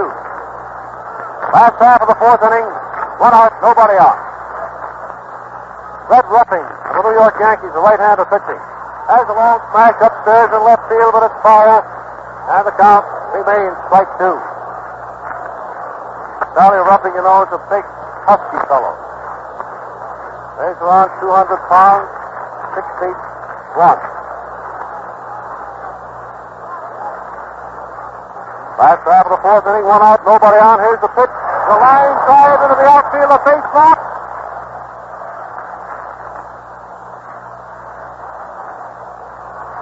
It's a single for Bill Terry. Just got the change here in the outfield.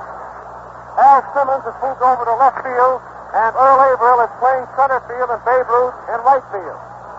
Babe Ruth is in right, Earl Averill in center, and Al Simmons in left.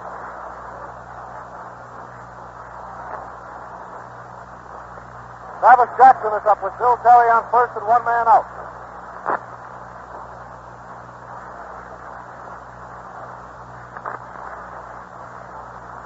The count is ball 1 on Jackson. Strike swinging. Ball 1 and strike 1.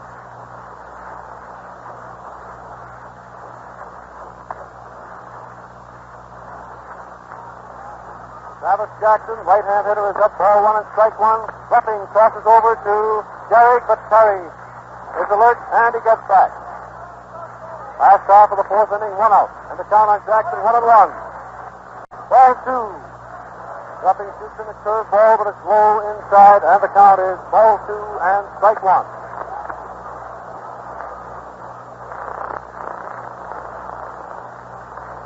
Gabby Hartnett hanging around home plate. The pitch, it's a foul up and back, and the count is ball 2 and strike 2.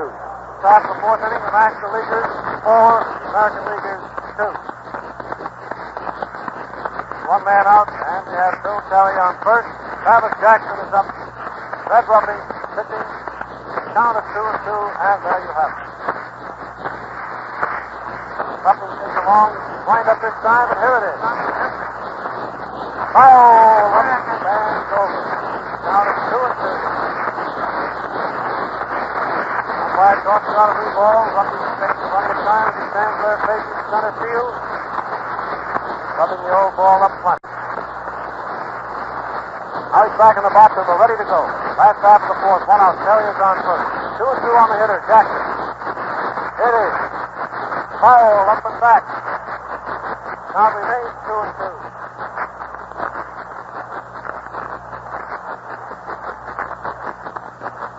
Ball 2 and strike 2. Those who just tuned in, let us remind you again that every seat in the Polo Grounds this afternoon is occupied. Very close to 60,000 fans are out here for this important All-Star game. Now we're ready to go. One man out, Terry on first. Count on Jackson is 2-2. Here it is. It's a ball. Plenty high, and now it's 3-2. With one man out, Terry on first. You can see now he's happy to break to second base. You don't always do that, of course, with one out. But we have 3-2 on Jackson.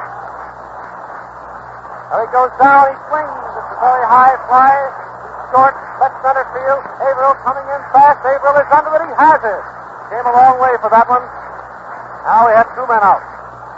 Bill Terry was off with Ruffing's motion that time. Was all the way down to second base and had to scurry back to first. Now we have Gabby Hartnett coming up. 2 men out. Red Ruffing of the New York Yankees, the right-hander, is in the box. Having replaced Lefty Gomez. Here it is. Strike, swinging.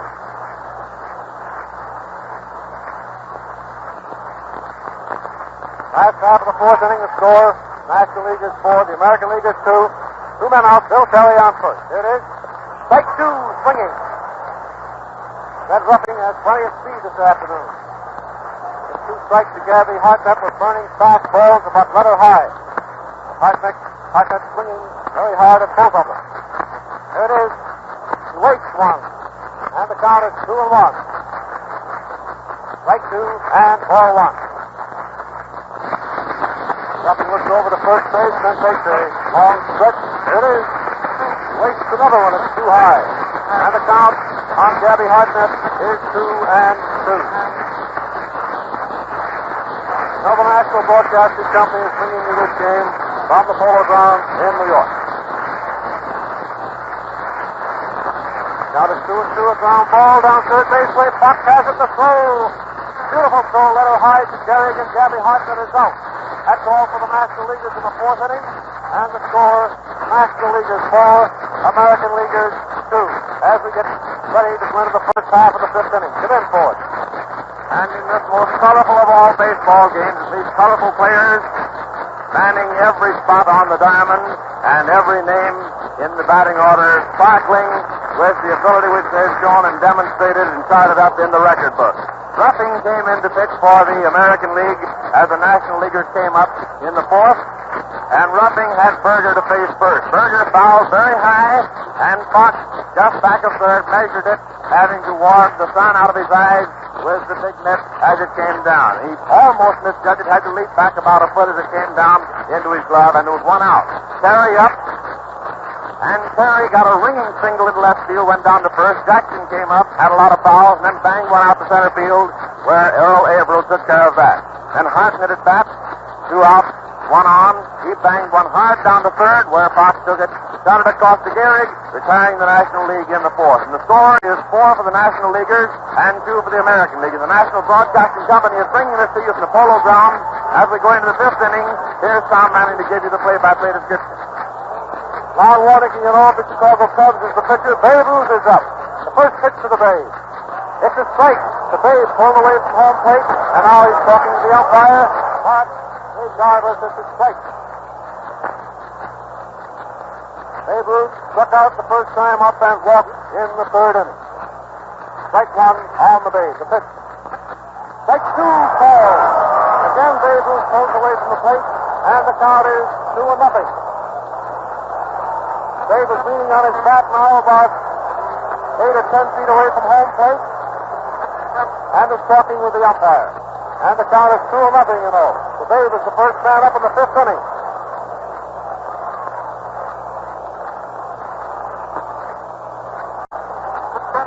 Gehrig, Columbia Lou, coming up next. 2-0 on the Babe, the pitch. Ball inside. Count on Babe Ruth now is strike two and ball one. The umpire's waited for a moment while he gets out the little whisk broom and brushes off home plate.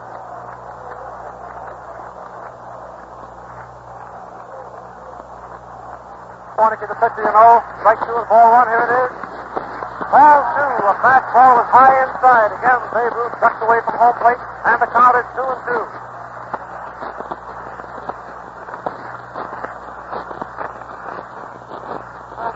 Ball two and strike two on the Babe. First man up for the American Leaguers in the fifth inning.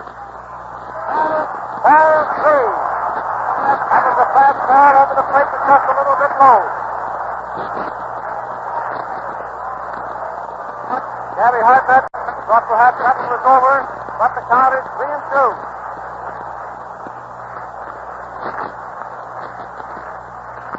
Al Stack has walked in there now holding up his hand, declaring time for a moment, yelling for time.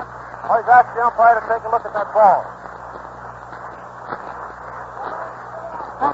The ball was all right, so Al Stack is getting the front steer, but he can take it. He's tipping his hat to the fans. 3-2 is the count on Babe Ruth. First man up for the American Leaguers in the fifth inning. Here's the wind-up, 3-2. The pitch. Hit the ball. It's too low, and Babe Ruth is back. With the count 3-2, base in one, ball outside, and he is now putting on first base, and Larrabee Gehrig of Columbia is next up. Gehrig followed by Jimmie Foxx. The lead team remains the same. Infield, Dean Curry, Frisch, Jackson, and Springer. On Warnicki is out of Fox now, having replaced Carl Hubbell, who pitched 3 great innings. All ready to go now, ready to work on Gehrig. The first pitch, it's low, outside, ball one. Gehrig taps that old shillelagh on the plate. Rubs his shoulders. He's a big fellow. Well, that is the count. Here it is. Fastball, the outside corner of the plate, and the count on Gehrig is ball two. First half of the fifth inning. The National League is at 2 runs ahead, 4-2.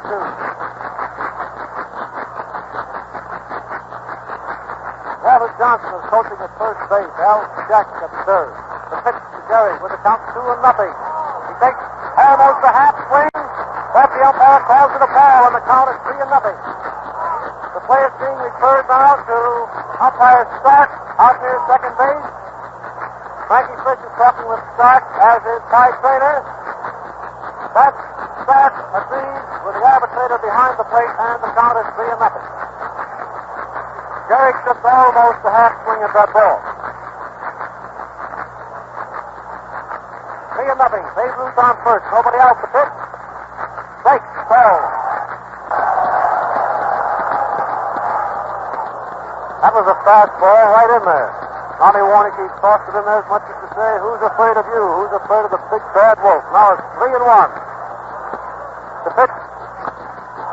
The high fly up into the stands is right, but it's foul. That was foul, Sonny. And the count on Lou Gehrig is 3-2. Jimmie Foxx, you know, is coming up next. Sherman tosses out a new ball. Hartnett flips it down to Pye Trainer. Pye takes his glove off.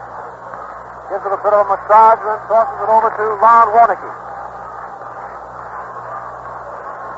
Warneke is a right-hand pitcher. The count is 3-2 on Lou Gehrig with Babe Ruth on first. The result of a base on balls. Nobody out. Here it is. It's too low, and Gehrig walks. With the count 3-2, Warneke set a fastball down the alley, but it was low, and now we have Gehrig on first, Babe Ruth on second, and manager Bill Terry, high trainer, Frankie Fish, Jackson, and Hartnett all walking out to the pitcher's box for a conference with Ron Warneke. Warneke, I believe, is going out of the box. Yes, Ron Warneke is walking slowly, nonchalantly over toward the National Leaguers' dugout, which is located along the first base line. Dizzy Dean is running down to the center field bullpen to warm up. So we'll probably have Al Mungo. That's coming in. That's not official as yet. Still a bit of a conference down there, so for the benefit of our many friends who've just tuned in, let us run over some of the highlights of the play. You know, it's a long way down there to the bullpen in center field here at the Polo Grounds in New York City. To be exact, it's 455 feet. In the very first inning, the Charlie Gehringer first up half single past Frank Upbridge and took second on the center field as fumble. Then Heinemann moves west. Babe Ruth struck out. Gehrig at bat. When Gehrig had a count of 3-2, Gehringer in was the double field when Gehrig struck out. The runners on second and third. It wasn't all over then for the National Leaguers because Jimmie Foxx, the great right-hand hitter, was coming in. Settled down, and with the encouraging of his buddies on the infield, the wall ran in there and slapped him on the back, told him that he could strike out Fox. When you strike out Ruth, Gehrig, and Fox, it's run right on the track in really touching baseball. Then for the National Leaguers, half of the first, Frank stepped in there, and count 1-0, slapped the ball. Count 1-0, slapped the ball high into the upper deck over the 395-foot sign in right field. That's quite a crowd here at the Polo Grounds. Score being 1-0. Finally, in the National Leaguers' half of the third inning, they shoved 3 runs across the plate. Joey Medley coming up with 2 on, slapped one into the upper deck of the left field pavilion for a homer, putting the National Leaguers out in front, 4-0. But the American Leaguers came back and scored 2 runs in the fourth inning. Lefty Gomez started for the American Leaguers, and he pitched 3 innings. He was replaced by Charlie Ruffing, also of the New York Yankees. The great Carl Hubbell, great indeed he is. After watching him in the first game of that World Series last fall, and watching him again this afternoon, striking out those boys, he struck out the 6 men in 3 innings. That's a lot of strikeouts with players like this in the game. He certainly is a great pitcher. Make no mistake about it. Ron Warneke came on. The American League has scored 2 runs in the fourth inning. And now, as we're in the fifth inning with runners on first and second, nobody out, 2 runs behind. Ruth is on second, Gehrig is on first, and Jimmie Foxx, the right-hand hitter, is coming up. Dan Mungo, M-U-N-G-O, Mungo, is the new National Leaguers pitcher. He's a right-hander. Foxx hits the first ball, pitch, a long drive into right center field. It's a base hit. Babe Ruth is rounding third base. Here's the throw. Gehrig rounds second. He's coming to third. Gehrig rounds third to throw, but Gehrig goes back to third base. Babe Ruth crosses the plate, and Foxx drops that first. A single for Jimmie Foxx, and a long single it was to right center field. The score, the National Leaguers 4, the American Leaguers 3. Now we have Foxx on first base, Gehrig on third base. Al Simmons is coming up. That was a low line smash deep into right center field. Nice fielding out there by Wally Berger, too. Now we have Al Simmons, another right-hand batter, coming up. Mungo, is the National Leaguers pitcher. Here it is. Ball 1, a fastball is too low. Well, it's a ball game again now. For a while there, it looked awful bad for the American Leaguers with the score 4-0. 2 runs last inning. They have 1 in with runners on first and third, and nobody out. Al Simmons is up. Ball one. The ground ball down to deep short. Jackson comes up with it. His throw to second is a bit high. He pulls Frankie Fritz off the bag. Gehrig crosses the plate, and the score is 5-4. The official ruling, I do not believe, will be an error. It is scored as a hit. Correct. That was the ground ball between Trainer and Jackson. Jackson went in the deep short, far to his right, and bagged the ball, and right off Dallas. He threw to second base, and Frankie Fritz had to leap into the air to steer the throw. But we believe that Jimmie Foxx would have reached the throw, and so it is scored as a base hit for Al Simmons. Score is 4-4, you know, and manager Joe Cronin, a right-hand batter, is coming up. Runners on first and second, nobody else. Cronin attempts to bunt. It's a pop fire. Out the first back and what a catch he makes. A beautiful catch. Joe Cronin attempts to sacrifice, and he pops the fireball up, and Gabby Hackett ripped off his mask and went back and stumbling took the ball on the edge of his glove, and it finally rolled into the center, and Gabby staggered and staggered some more, but was able to hang on to it for the first out. The runners were unable to advance. So we have Al Simmons on first, Jimmie Foxx on second, one man out, and catcher Bill Dickey of the New York Yankees coming up. What a ball game, what catches, what hits, what plays, what plays. Here it is, a ball outside. That was a burning fastball that was outside. Dickey stepped right up there, ready to hit. 1-0 is the count. One man out in the fifth inning. The pitch hit too low inside, and the count on Bill Dickey is ball 2. That familiar whistle of Al Jack is ringing through the Polo Grounds. Boy, how he can whistle when he's coaching there at third base. The count on Bill Dickey, ball 2, the pitch. It's outside, ball 3. Ball 3 is the count. Earl Averill coming up next.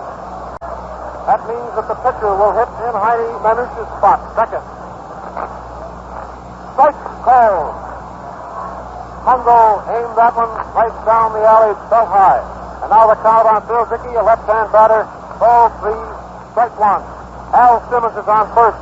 Jimmie Foxx on second. Fifth inning, 1 out. Strike call. Dan Mungo aimed that one right down through the heart of the plotter, and it's 3-2.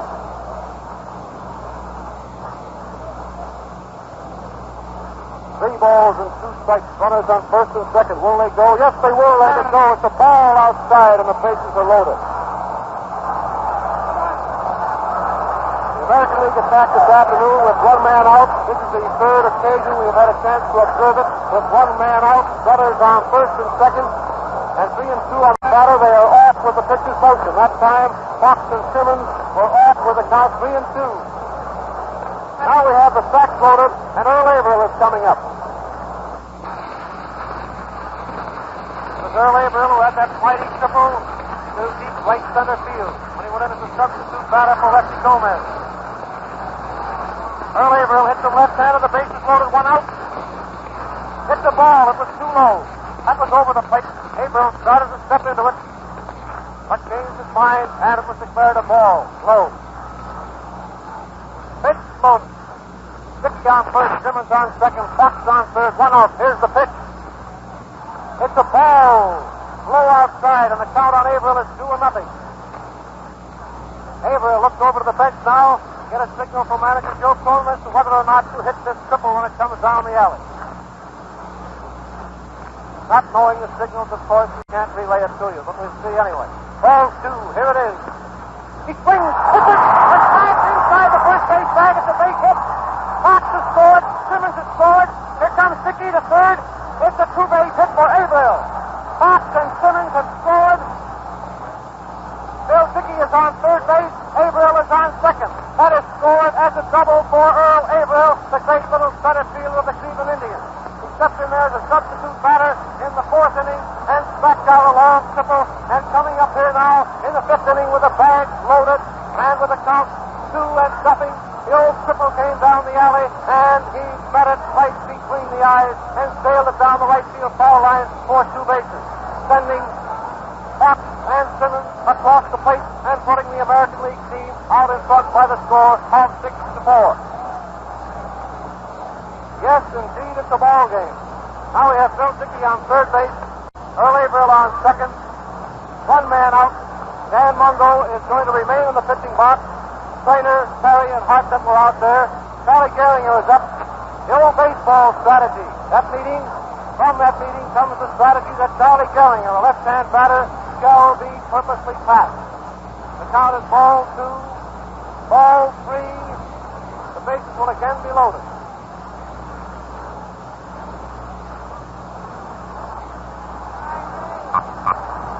Charlie Ruffing, who is also a great hitter, is going to bat for himself. Gehringer was purposely passed. Yes, Charlie Gehringer is doing right well. A single and 2 bases on balls out of 4 trips to the plate.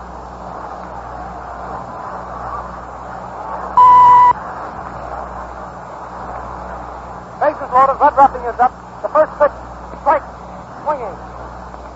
Bill Dickey is on third. Earl Averill is on second. Charlie Gehringer is on first. 1 man out, 6-4, the American Leaguers. It's a hook ball, missed the outside corner of the plate, and the count is ball 1 and strike 1. Dan Mungo, right-hander of the National League, is in the box. The windup, the pitch. It's too high, outside, ball 2. Ball 2 and strike 1. First half of the 5th inning, 6-4 in favor of the American Leaguers. And the count on Charlie Ruffing. Ball 2 and strike 1. Ball 3, a fastball is low inside. That one drove Charlie Ruffing out of the box. And the count is ball 3 and strike 1. Babe Ruth is hanging around home plate. Ball 3 and strike 1 is the count. Here's the windup. The base is loaded. 1 out. He swings. He misses. 3 and 2 is the count. Now this game is coming to you from the Polo Grounds in New York City and being sent to you by the National Broadcasting Company. 5th inning. Bases loaded. 1 out. 3 and 2 on the hitter. The pitch. It's a ground ball. It's a base hit into left field. Dickey is scored. Averill is rounding third. Frederick has retrieved the ball, whips it into second base. Gehringer stops at second. Bill Dickey and Earl Averill cross the plate, making the score 8-4 in favor of the American League. We have Ruffing on first base. Charlie Gehringer is on second, and 1 man out. Bill Perry and Frankie Fish have walked into the pitcher's box and are having a bit of a conference with Dan Mungo. That's 6 runs this inning for the American Leaguers. Babe Ruth is up there. 1 man out, you know. Runners on first and second. It's the first half of the 5th inning. 60,000 throats yelling themselves hoarse. Oh, he takes a mighty swing and misses. Strike 1. The big Babe wasn't kidding on that last strike, though, I want to tell you. Strike 1 is the count on the Babe, you know. Here it is. Ball. It was too high and outside. Ball 1 and strike 1. Larrabing Lou Gehrig hanging around home plate. Ball 1, strike 1, the stretch, the pitch. The ball down first. Perry picks the ball up, steps on first. For the put out, unassisted. The runner's advancing. Babe Ruth is still wondering whether that was fair or not. That was a ball that was right on the line. Took our time in calling that one. Perry took that ball as it was bounding right over the sack and stepped on the bag for the put out of Babe Ruth unassisted. But Gehringer went to third, and Ruffing went to second. Now we have Gehrig coming up with 2 men out. Right down the old alley for a called strike. Not going to put Gehrig down there at all. That was Foxx coming up next. He swings and misses. Strike 2.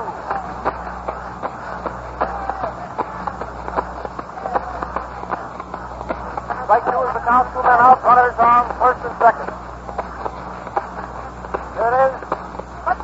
Strike 3, swing in. That was a low curveball down around the knees that Gehrig took a mighty cut at and missed. Come in, fourth bound. Here's a faster view of that hot fifth inning, and what a hot fifth inning it was. Ruth up at bat to face Warnicki, and he walks. Gehrig comes up, and he walks. Mungo is steady to replace Warnicki. Fox comes up to bat, match one to right for a single scoring Ruth. Gehrig going to third. Simmons comes to bat, 2 on, nobody out. Hits the short, Jackson throws to second, scoring the tying run. Gehrig coming in, Fox going to second. Jackson did a great job in even stopping that ball and trying to toss it off balance. It was scored as a hit for Simmons. Cronin came up and fouled out to Hartnett. Dickey at bat, walked filling the bags, and Averill came up, doubled to right field, scoring Simmons and Fox. Then Gehrig came to bat, walked loading the bases. Ruffing came up, and match one, a hot one to left field, scoring Averill and Dickey. Ruth at bat, 2 on and 1 out. He smacked one right down the first baseline to Bill Terry. Bill Terry took it just about 2 feet off the bag, back in the bag, and stepped on it to Dave out. Terry unassisted. Then Gehrig came up to bat and took 3 terrific swings at the ball and failed to connect with what Mungo had on it, retiring the side. 6 runs, 4 hits, and no errors, taking the score of the American League 8 and the National League 4. That's the score. The American League leading by 4 runs as we go into the National League past the 5th inning. National Broadcasting Company bringing us to you this play-by-play account from the Polo Grounds in New York of this great all-star game between the stars of the American League and the stars of the National League for the old ball players who need their help. Now that these stars can give it to them while they're in there playing great baseball out here before some 60,000 fans who really love to come out and see their favorites perform. As we said once before, it's a manager's dream, these ball clubs, and a pitcher's nightmare. It proves to be when one after the other they came up there, and you're afraid to walk this one because then look what you've got coming. Why, even when they walk to get the roughing, back out there have maxed out that ball into left field for a single. He's no mean hitter. Well, now we'll do the after half the 6th inning with the batting order coming up in this manner. We have Pepper Martin coming in to that. I believe he's going to be first. He's walking up there, standing back to the line while they're warming up here in the box. The American League pitcher is taking place out there. Yes, and Kirk, I believe there's a change in pitchers at this time. Or is it still the big red down there? It's still Red Ruffing down there in the box, pitching to Bill Dickey. Bill Dickey, who's been doing yeoman service in this baseball game, he's down there now kicking Ruffing. That's Martin, the great hero of the 1931 World Series, is down there swinging his bat to get himself in shape to face the pitching of the Big Red, which isn't any easy thing to do. The old argument about whether the hitters will win the game or whether the pitchers will win the game has been turned inside out and then back again here this afternoon. In the first 3 innings when Hubbell had it on the American League batters, and then here in the 4th and 5th when Warnicki and Mungo have been slapped pretty freely for 6 runs. 6 runs in the 4th, 8 runs in the 4th and 5th, 2 in the 4th, and 6 in the 5th. 2 in the 4th and 6 in the 5th. That was the number that came in. There's some sort of a conference going on down here for a moment. The umpires have walked off the field, and the boys in blue, 2 of them have come back on. I believe Rick Owen and George Moriarty have walked back in, the American League umpires, where Charlie Furman and Dolly Stark, the National League umpires, are for the moment. We couldn't tell you because they disappeared from the diamond. And now, Pepper Martin has picked up 2 bats. He evidently thought he was going to get the step up there a moment ago, and he had dropped one of them, but he has 2 of them now, swinging them high and mighty just like you do the knife. He's letting it swing back over his shoulder, come down, tap his leg, and then back again. Down here for the moment, in front of the plate, is McChesney, one of the coaches this afternoon. What a coaching staff we have, and what a number of managers we have in this National League team of all-stars who are out here on the diamond. Bill McChesney is standing there talking to George Moriarty for the moment, while Ruffing has gone back to tossing him to Bill Dickey. For the moment, he had stopped. The players themselves are wondering what the conference is about, and it hasn't been discovered just yet. Now, ladies and gentlemen, we have here a gentleman whose voice we're sure you all know, one who became famous a number of years ago when he pulled a line which sounded like the sharpshooter's huddle.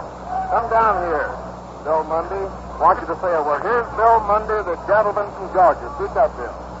Thank you, Bud. Good afternoon, folks of the loudspeaker ensemble. The top of the morning to those of you out in California. We're probably having this broadcast with your breakfast coffee. Quite a show these boys are putting on up here in the Polo Grounds today. Think of it. Just about $3 million worth of baseball flesh on dress parade. The Alpha and Omega of diamond perfection assembled to do mortal combat for most worthy cause. They say there's about 50,000 people here, while a country boy like myself, it looks like about 10 million.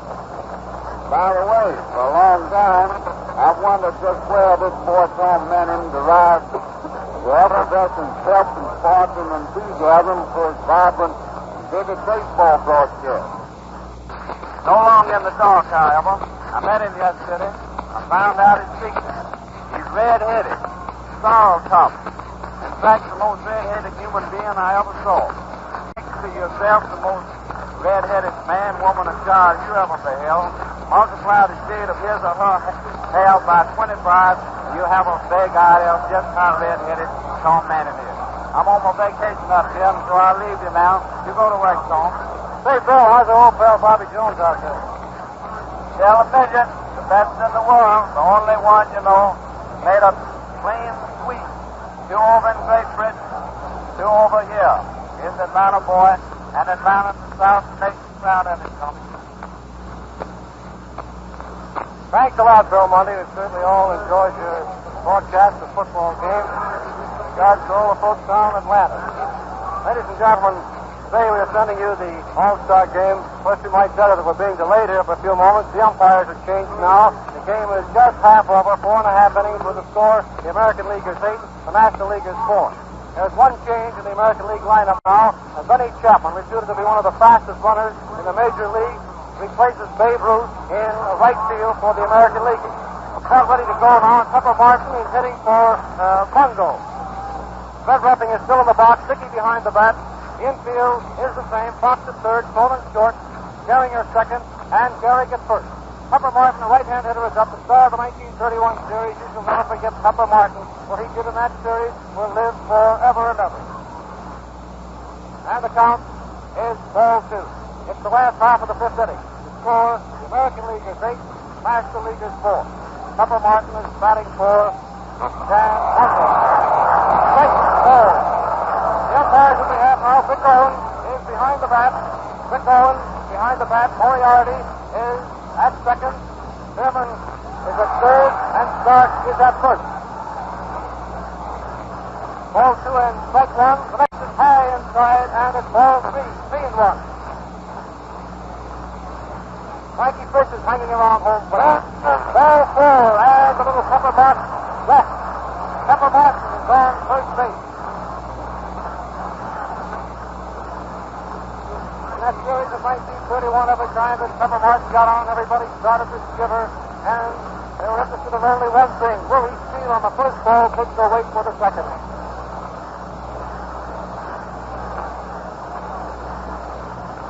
Mikey Fish. Jackie is turned around now and is batting him left-hander. Anybody that can punch one on that upper deck of the Polo Grounds is right-handed. Maybe they better stay right-handed. This pitch is a called strike. Fastball.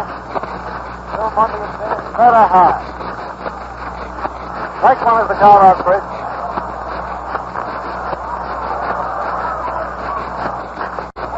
Ball. It's outside. Ball 1 and the strike 1. Last half of the 5th inning, the National League is at 4 runs behind, the score being 8-4. Pepper Martin gets the boys off on the right foot with a base on ball. Got a big lead down there at first. Strike ball. Strike 2 and ball 1. That was a bad ball just above the knee. Charlie Ruffing is in the box. Red Ruffing. Big red-headed pitcher. We redheads must stick together. Strike two and ball one. There's a line smash to the base hit to the left center field. Martin is rounding second, coming to third. Simmons has the ball. He turns it to second base and is taken there by Gehrig. And Fish stops at first. Martin stops at third. The second hit of the afternoon for Frankie Fish. Mike Trainer, manager and third baseman of the Pittsburgh Pirates, the right-hand sticker, is coming up next.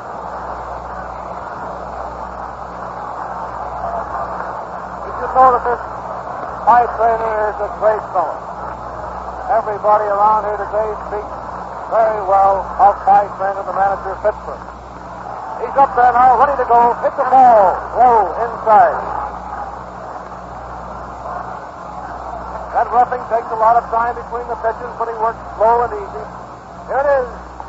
Hits a strike. Ball. Ball one and strike one.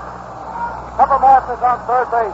Frankie Fish is on first. The Cardinals are on the base. Ball one and strike one. The pitch. Ball up and back. Strike two. Strike two and ball one. The American Leaguers' battery at the moment is roughing in the box and Dickey behind the back. The infield of Gehrig, Cronin, and Jimmie Foxx is playing third. Strike two, ball one on the hitter, Trainer. The pitch, it's a foul up and back. The count remains strike two and ball one. Last half of the fifth inning. Nobody else. Runners on first and second. And Mike Trainer is up there fouling them off with the count strike two and ball one. Joey Medrick is up there next. Here it is. A high foul up back in the stand. Ball one.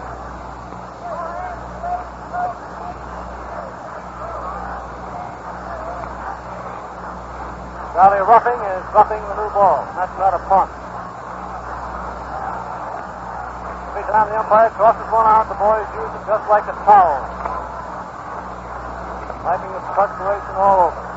All right, ready to go. Strike two and ball one. Mike Trainer up. It's the foul ball. Had his hand on the ball, then dropped it and kicked it out into right field. Martin crossed the plate. Charlie Gehrig was on that ball, pounding it all the way, picked it up, and held Frankie Fish at second. That, of course, is scored as a base hit. That was a peach of a try by Charlie Gehrig. The ball was a grounder between first and second as it passed Gehrig.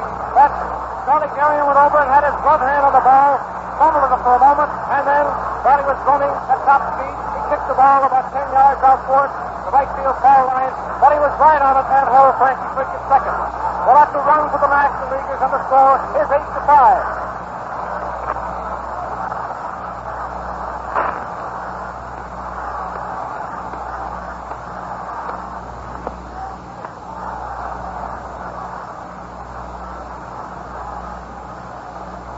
Chuck Klein is going into bat for Joey Medley.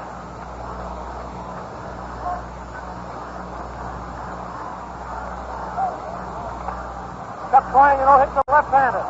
Strike, ball. Runners on first and second, nobody else. Strike two, swinging.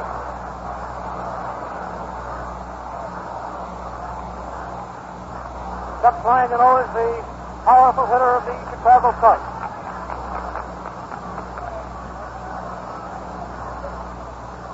There's strike two on him, one called, and then a long swing. Red Ruffing is pitching, and here it is. He swings, it's a base hit in the right field. Frankie Fish is down in third. Chapman has the ball. Chapman throws the ball to Fox at third, holding Mike Trainer at second. Frankie Fish crosses the plate, and the score is 8-6. 8-6. And that's all for Mr. Charlie Ruffing. With a count 2-0, Chuck Klein got one in there, third high, and hit a scorching line drive into right field.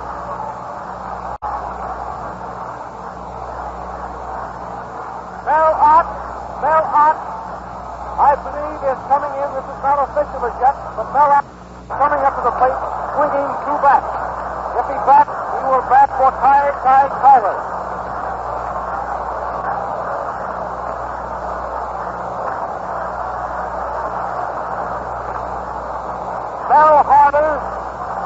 Mel Harder of the Cleveland Indians is ambling in from deep left center field. The American Leaguers were warming up this afternoon in deep left center field, and the National Leaguers' bullpen is in deep right center field.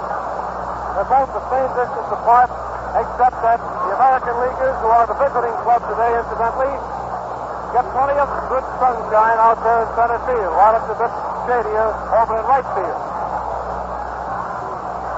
Carl Hubbell of the Cleveland Indians got away to a rather poor start this year, pitching good baseball, allowing only a few hits per game, but was unable to win. But the last 6 times out, he's done a world beater. Mel Harder, is just a kid, right-hand pitcher.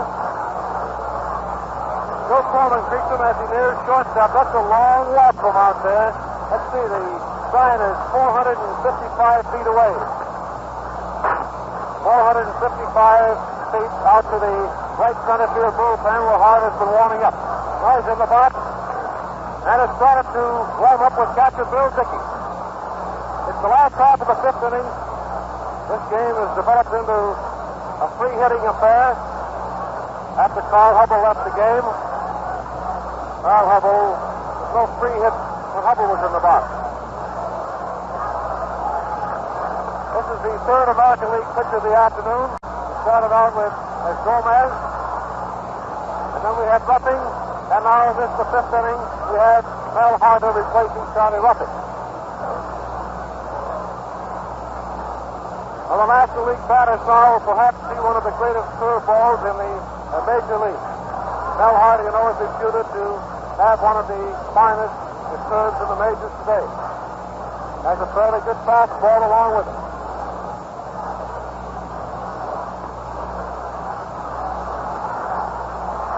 That report we gave you a moment ago is correct. Mel Ott of the New York Giants, who started playing professional baseball at the age of 16 and who has been a great star ever since, and who really won that deciding game over in Washington last year with a long home run, is going into bat for Ty Tyler.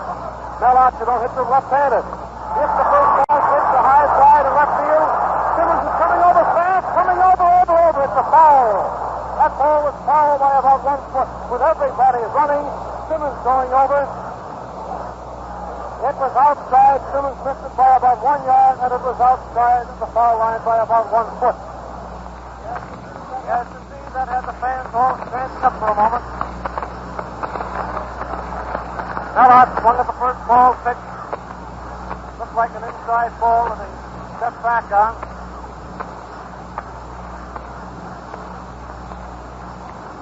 The 5th inning, the score 8-6 in favor of the American Leaguers. Nobody else.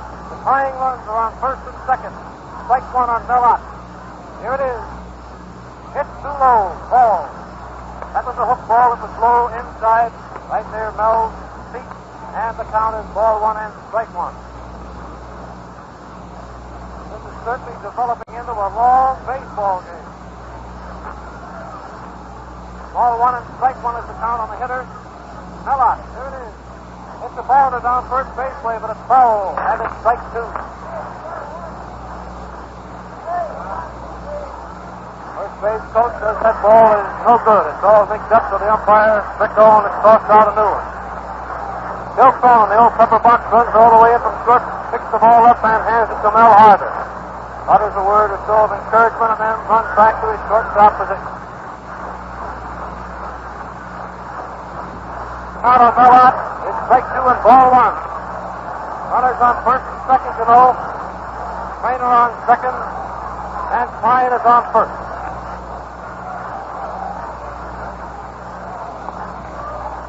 Mel Ott is up. Strike 2 and ball 1. The pitch hits outside. Ball 2. Ball 2 and strike 2. 2 and 2. Last half of the 5th inning. 8-6 in favor of the American Leaguers. Nobody out. Runners on 1st and 2nd. Ball 2 and strike 2, and here it is. He gets a hold of one, drives into right field. Chapman, back to pitches, picks the ball up, and throws it to Cronin at second, and Klein is forced at second base. That was a low line drive that Benny Chapman came in, had both hands on it, tried to catch it at the top of his shoes, but dropped the ball. Klein thought that he was going to make the catch and dash back to first. Benny Chapman picked the ball up and whipped it into Joe Cronin at second, and Cronin stepped on the bag and struck Klein towards fourth. That will not be scored as a base hit for an error. Fell out is safe at first on a fielder's choice. Clyde Trainer went to third base. Now we have runners on first and third. One man out. Paul Wainer. Paul Wainer is going to bat for Wally Berger.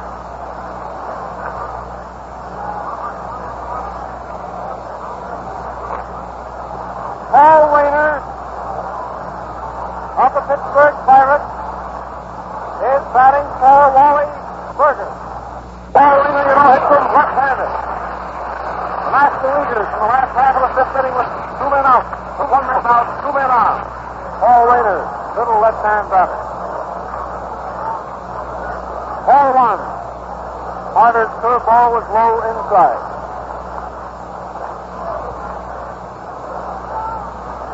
The picture, you know, last half of the fifth inning, 1 out, runners on first and second.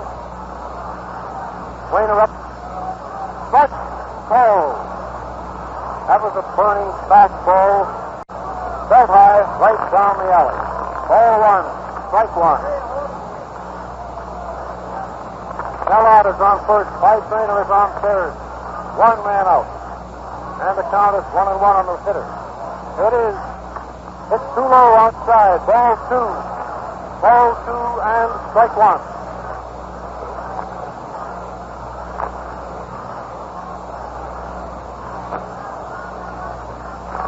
Paul Wainer standing up there. Knocks the dirt off his shoes. Swinging that bat up and down with plenty of determination. Ball 2, strike 1, the pitch. Ball 3, a fastball, let her high, but it was inside. Ball 3 and strike 1.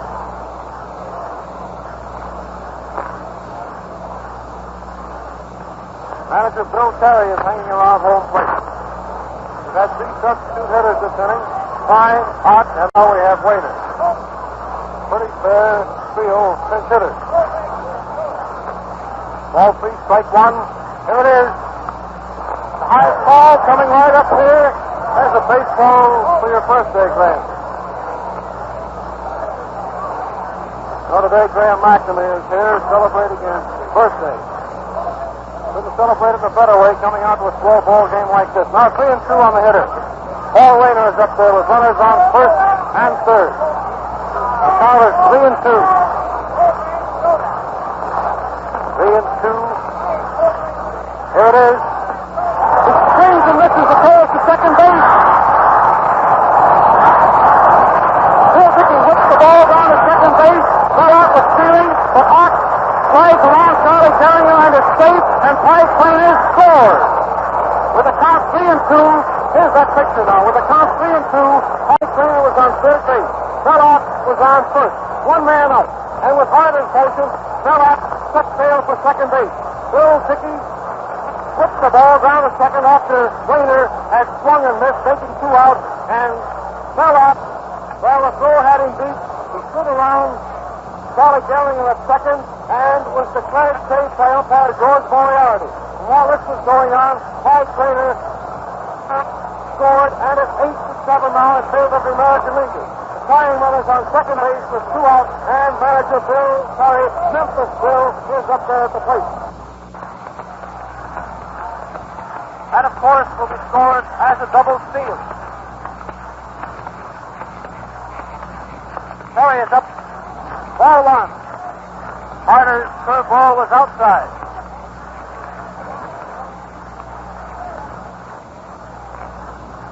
Travis Jackson is to be the next batter. Last half of the fifth inning. The score 8-7. Ball 2. Bill Terry hitting. That last one was better high but outside. And the count is 2-0.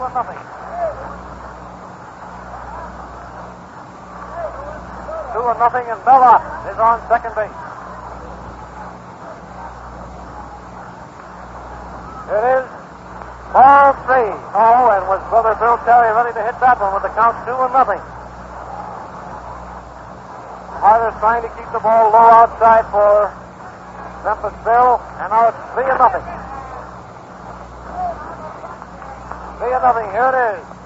Strike, ball. Bill Terry went through some motions down there, pointing his bat directly toward Harder, but Harder slipped that fast one right across, fell high. Ball 3 and strike 1. 3-1, and here it is. Go ahead, he says. Ball 4. Bill Terry walks. Mellott is on second. Travis Jackson was up there ready to hit, but he has walked back toward the Yankee, or the National Leaguers' dugout. We're going to have a substitute batter for him.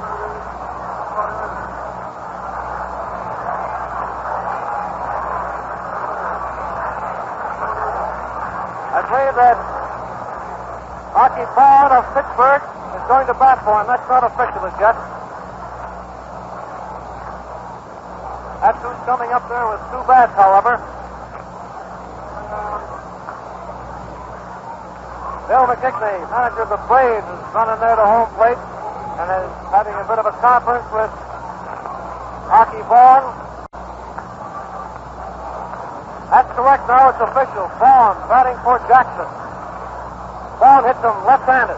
Mel Harder, a right-hander, is in the box. Here's the pitch. Strike, ball. Here's the pitcher again quickly. Last half of the 5th inning. 8-7 in favor of the American Leaguers. 2 men out. Mellott is on second. Bill Terry is on first. And Archie Bond, Pittsburgh Pirates shortstop, batting for Travis Jackson. He hits him left-handed. The pitch. Ball. A hook ball missed the outside corner, and the count is ball 1 and strike 1. Archie has the count of ball 1 and strike 1. Gabby Hartnett coming up next. Here's the pitch. Ball 2. That was over the high of the plate, but too low. Now the count on Bond. Ball 2 and strike 1. Somebody just remarked it's a good thing they started early. They've been playing just 2 hours right now. Ball 2 and strike 1. Bond is the hitter. Runners on first and second. It is. The foul ball down short. Cronin comes up with it. Crosses to Gehrig there, forcing Terry at second, and that retires the National Leaguers for the 5th inning. The score is 8-7 in favor of the American Leaguers. We're going to have plenty of changes as we start the 6th inning. Come in, Paul Bond. And here's that National League 5th in which they came up 3 runs to trail now by 1 run, 8-7 in favor of the American League. Martin came up and walked. Frisch came to bat, smacked out a single to left center, and Martin wheeled his way around the third. Then Trainer came up, 2 on, and nobody out, smacked the single off Gehrig's glove down at second, scoring Martin and sending Frisch down to second. Klein up to bat for Medwick, 2 on and nobody out, and he smacked the Hartman to right field, scoring Frisch. Then Ott appeared up the plate to bat in place of Ty Tyler. Starting off, the second man of the 3-7-2 batter that came up in this inning, the 4 rather, and Mel Harder was immediately signaled for from the bullpen and came in and replaced Ruffing. After 3 men had come in and banged the hit off Ruffing, Ruffing retired 10 in the game. His record wasn't bad for the innings he had pitched. 3rd, 4th, the 4th and half the 5th. He had 2 runs scored on him, 3 hits, and had given 1 walk. These 3 hits all in a row right before he was pulled, and Mel Harder, the great curveball artist of Cleveland, came in to replace him for the American League. Mel Ott was the first man to face him, 2 on and nobody out. He smacked a liner out to Chapman, Ben Chapman, who had played to replace Babe Ruth in right field, who dropped it and threw to second after getting it, forcing Klein out. Scored as a fielder's choice. Paul Winter came up to bat for Berger, struck out, and on the 3rd strike, Trainer scored on a double steal. Mel Ott saved at second, although it had been pegged down there by Bill Dickey down to Gehrig. Terry came up and walked, 1 on and 2 out. Barbong came up with 2 on, and the bat for Jackson smacked 1 down to short, forcing Terry out at second, short 2 seconds. That is Cronin to Gehrig. So we go into the 6th inning. with the National League trailing the American League by 1 run. The score is American League 8, National League 7. We go into this 6th inning of this red-hot ball game of the All-Stars, brought to you by the National Broadcasting Company from Polo Grounds, with Tom Manning giving you the play-by-play. Come in, Tom. Here's the changes before we start. In the National League lineup, Mel Ott replaces Tyler in right. Paul Wainer replaces Berger in center. Frame replaces Bedwick in left. Bowen replaces Jackson at short. And Dizzy Dean, the St. Louis Cardinals, is in the box. And Lopez is the catcher for the National League. Jimmie Foxx to start the 6th inning. 8-7, in favor of the American League. And the count on Jimmie Foxx is ball 1. And this last one was a called strike. Ball 1 and a strike 1. Fox is up, and Al Simmons is hanging him on. Ball 1 and strike 1. First man up in the 6th inning. Ball 2. Dizzy Dean shoving up a change of pace offering. That was just too low. 2-1. Here it is. Strike called. 2-2. Ball 2 and strike 2.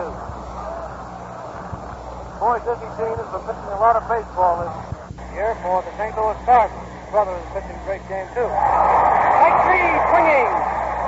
With a count 2-2, Dean steps on the gas, shoved over a Bernie fastball, and Fox swung and missed.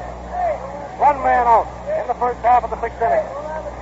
Al Simmons was playing left field. That question is up. Al Simmons, bats him right-handed.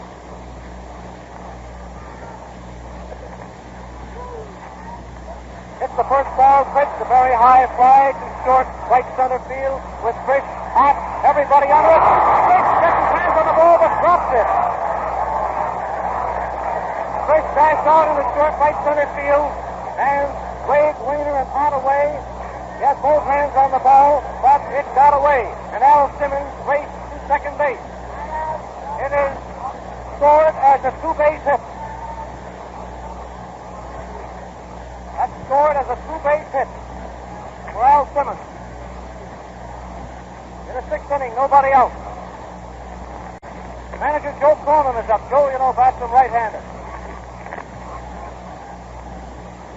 That was a very high fly ball.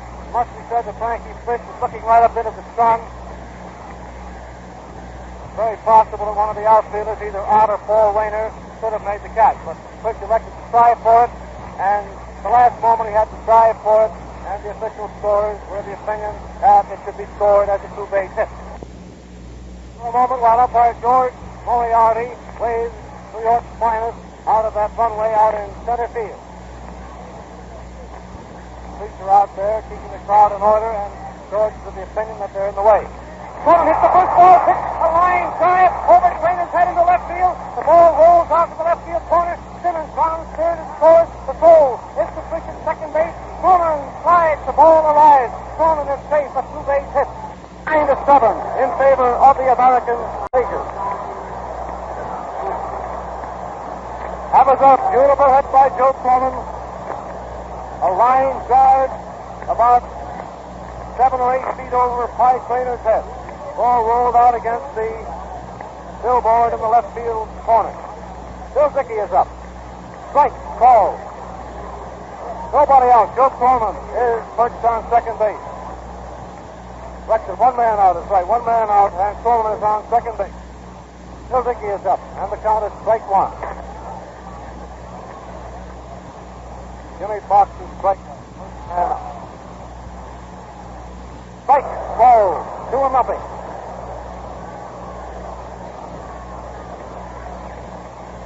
First half of the 6th inning, 9-7 in favor of the American League team. Joe Cronin is on second, 1 out, and Bill Dickey, the batter, has a count of 2 strikes. Averill hanging around home plate. Ball 1, high outside. Strike 2, ball 1.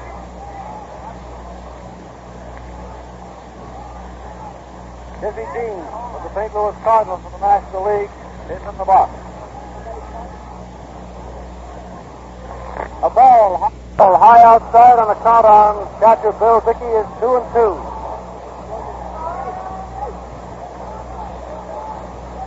Ball 2 and strike 2. First half of the sixth inning, 9-7 in favor of the American League. Here's the pitch. Ball 3. That's a sort of a dizzy curveball. It was in there too low. Bill Dickey getting his feet out of the way of it. And now the count is 3-2. Joe Cronin is on second base. Earl Averill, left-hand hitter, is next up. 3-2, the pitch. A foul back.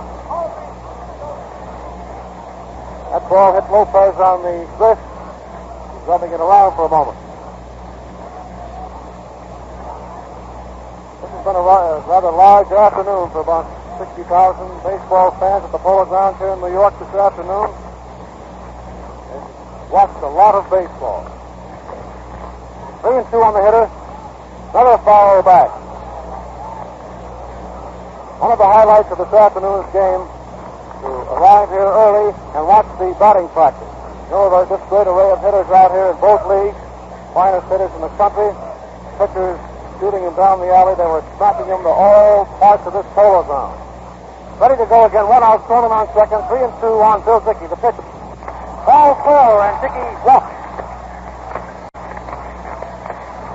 Earl Averill coming up.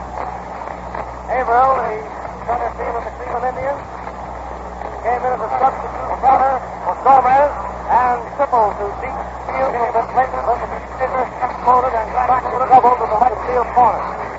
Time has been called for a moment. Al Jack is running out towards second base. Let's see. He's going to have a substitute runner, I believe. Yes. I believe Mickey Cochran is going to run for Bill Dickey. Mickey Cochran replaces Bill Dickey running at first base, and of course Mike will probably catch. Say he's doing a great job of managing the Detroit Tiger team. Just a half game out of first place. Dick is one fine ball player and a slow chap. Ready to go. Averill is up there with Cochran on first. Cronin on second. First pitch to Averill is a ball. A burning fastball is inside. Here it is. Ball 2. Slow sweeping curveball is outside. Come on, Earl Averill. Economic slugger. Ball 2. Now 3. Fastball slow inside, and now the count on Averill is 3-0. Charlie Gehrig is coming up next.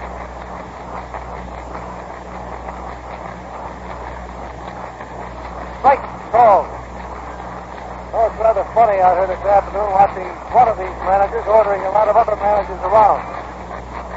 3 managers today, Terry and Cronin. 3-1 on Averill.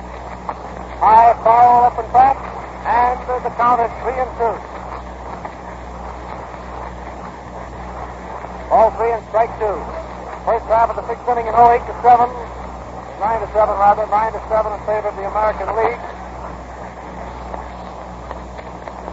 Earl Averill has a full count of 3-2.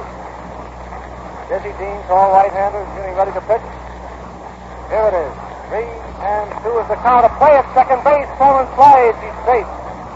Hockey Bowendack over and back at Cronin at second that time. Just when Dean was ready to shoot the ball rightward, and he turned and flipped it to second base. Now he's ready again. There's the stretch. 3-2 on Averill, the hitter. Still fooling around, looking out towards second. Now Dean steps out of the box. Brown and Joe Cronin are having a little game of hide-and-go-seek down there at second base. Now finally he's ready. Here it is, 3-2. Strike 3. He swings, and Cronin is backed off second base. Lopez is running down all the way to short. He has thrown up, and he crosses the ball to Cronin, and Cronin is out. With runners on first and second, Earl Averill had a count of 3-2. He swung at the third strike. Joe Cronin started for third base, then turned around and started back to second. Lopez, the catcher, ran all the way down to the shortstop position and in fact made a tag for Cronin and missed him. Then Cronin dashed to second base and he tossed the ball over to Vaughn and Cronin was tagged out. Come in for it. That was a funny double play and the whole crowd liked it. With Lopez running out almost to second, trying to touch the runner down the line, then tossing to second, and then the second, the shortstop Vaughn, who took the throw there, throwing down to first, retiring the side after the strikeout. Yes, sir, that was the kind, that was one of those that you can put in the book. That is, it was a regular scheduled game, a very peculiar double play, and one that gave the crowd a thrill. Dean opened the American League sixth, pitching for the Nationals, replacing Mungo at the start of the sixth. Fox was the first man to come up to face him here in the American League half the sixth, in which they lead 9-7. Fox up, count went to 2-2, and Fox struck out. Simmons came up, flied to short center, Frisch backed out for it, dropped it, dove far as it came down the sun, and it was scored by the official scorer as a two-base hit for Simmons. Cronin up to bat, doubled hard into left field, over third base, scoring Simmons. Dickey came up, one on and one out, down went to 3-2, and he walked, and Cochran went in to run for him. Averill came to bat, 2 on and 1 out, and then ensued that double play after the strike after he swung hard at the ball with Lopez going down to second. It had been one of those plays where both men had moved off their tracks, started to run, and Averill swung hard. Lopez, then seeing the situation, ran out. The runners, Cochran and Cronin, wondering just what was happening. They both were in a position where they could hardly go back without the ball being thrown to the base, which they'd try to return, thinking they could brave it out, and that funny play which Tom Manning described to you in turning off this sixth inning. So here we go into the seventh with the Americans leading 9-7, and Tom Manning to give you the play-by-play. Here we go. So that was one of the last half of the sixth boys. National League coming to bat, and it's 9-7. 9-7 in favor of the American Leaguers, and Lopez is the first hitter. Lopez, you know, hits him right-handed. Mel Harder is in the box for the American Leaguers, and Mickey Cochran is catching. Count ball 1, and he swings and misses. Strike. Ball 1 and strike 1. On Lopez. Lopez can always be played. Gary Hartnett behind the bat for the National League. Score 9-7. He attempts to cross. Jimmie Foxx up by laying down the bunt, but the ball is fouled. Strike 2. That looked like a pretty good idea there for a moment. It's not been a long time since Jimmie Foxx has played third base, at least regularly. Jimmie Foxx came into the American League a long time ago as a catcher, then turned out to be third baseman and finally a first baseman. They tell me he looks pretty good over that first, too. Particularly so when he's up to the bat with the bat in his hand. Strike 2, ball 1 on Lopez. Strike 3.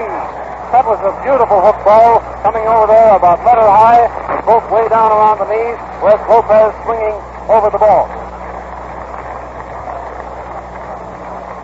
Well, Mr. Dean is coming up now. Mr. Dean of the St. Louis Cardinals.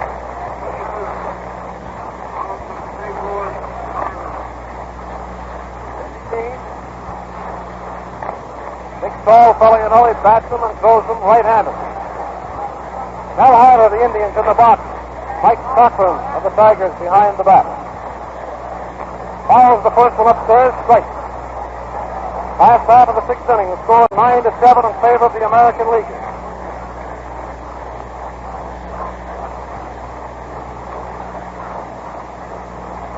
Dizzy Dean, the National League pitcher, and the count, strike 1. Ball 1. Mickey Cochran digs the ball out of the dirt and whips it back to Mel Harder, 20 bat. Ball 1 and strike 1.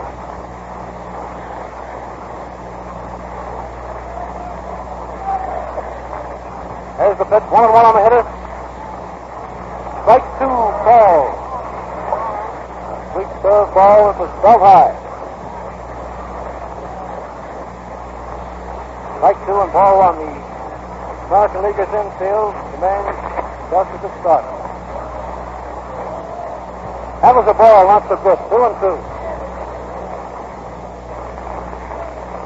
Last half of the sixth inning, one man out. Frankie Fish coming up next. 2-2. As the line flashes the left field, Simmons coming in fast. Oh, he makes a beautiful running catch. Gehrig coming in there at top speed of that low line drive, and now we have 2 outs.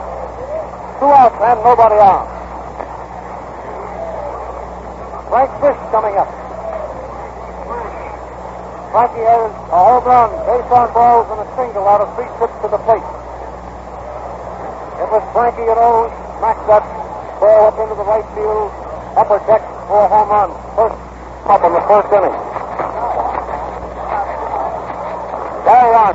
Otter's fastball was just a little bit too high. Otter pitching, Cochran catching. 2 outs, last half of the sixth inning. Frankie Fish is up. Ball 1.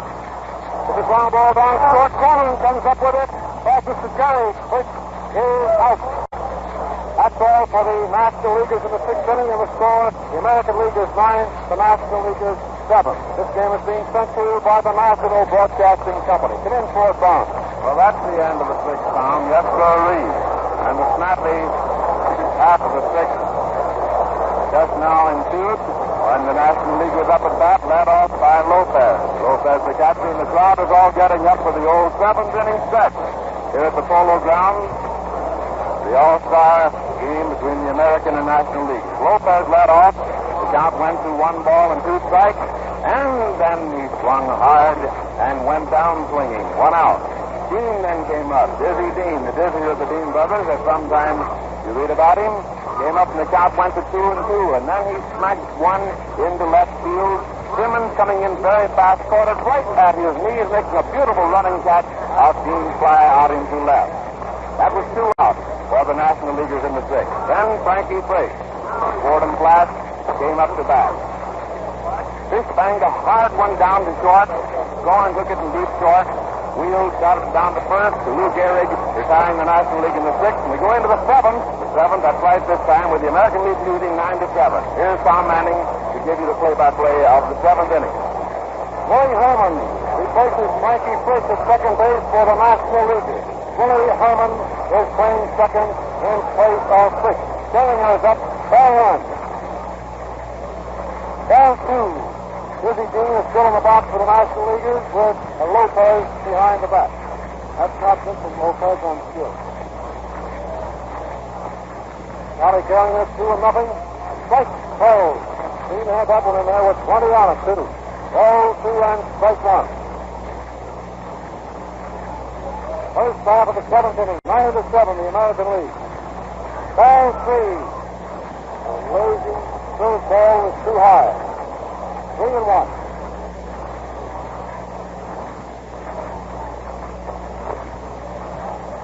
There it is.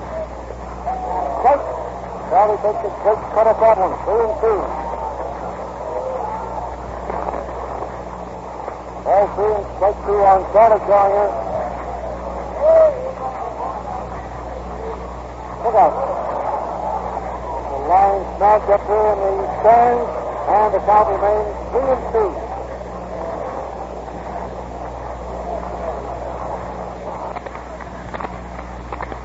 As it's smashed out to right field, looks like a base knock. It is just inside the line. Gehrig is going to second. It's close. Here's the throw. It's 24. He's out.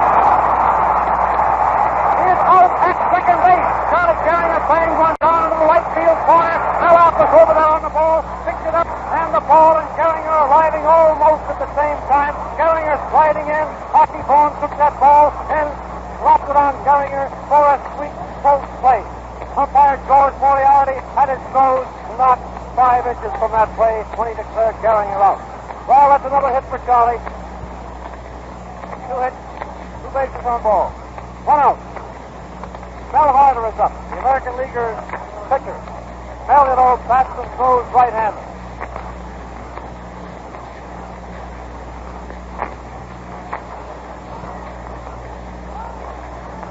Mel Harder is up there, and the count is ball 1 and strike 1. First half of the seventh inning. 1 man out, nobody on. Here it is. Strike 2. He cuts and misses.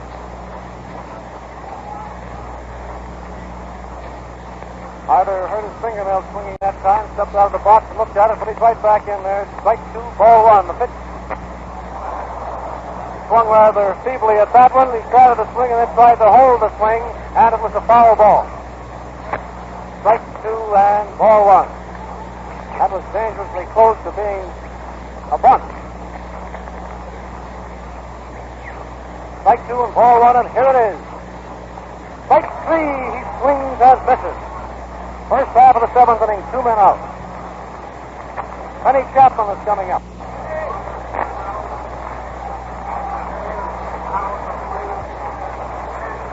In the American League lineup at present, the pitcher is batting second. That occurred because Earl Averill hit for the pitcher went into the ball game, and of course in the fifth. He hits the first ball, hits the long back in the deep center field. It's going out against the center field fence. Chapman is rounding second. Here's the throw. Chapman's going to third. He stops at third base. That was a long smash out against the 455-foot sign in left center field. Chuck Klein and Paul Wainer both dashing out there for it, but they were a mile away from it. Here's the binoculars. Ball kept right on going until it landed out against the scoreboard.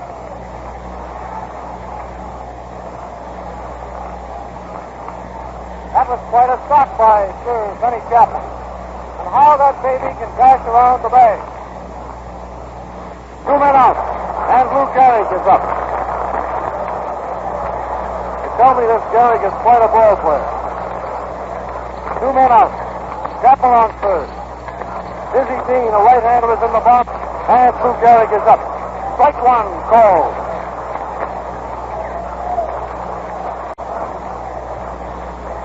Here's the windup. Ball. A burning fastball is high on the outside on the count on Gehrig is ball 1 and strike 2. Lou Gehrig is out. Umpire Owens to examine the ball. He does. Lou Gehrig was right. Ball is tossed out of the game, and now we have a new one. The count on Larrabing Lou is ball 1 and strike 1. First half of the 7th inning, 9-7 in favor of the American League. 9-7. 2 outs. Chapman is on third. Strike. Ball. Now the count on Lou Gehrig is strike 2 and ball 1.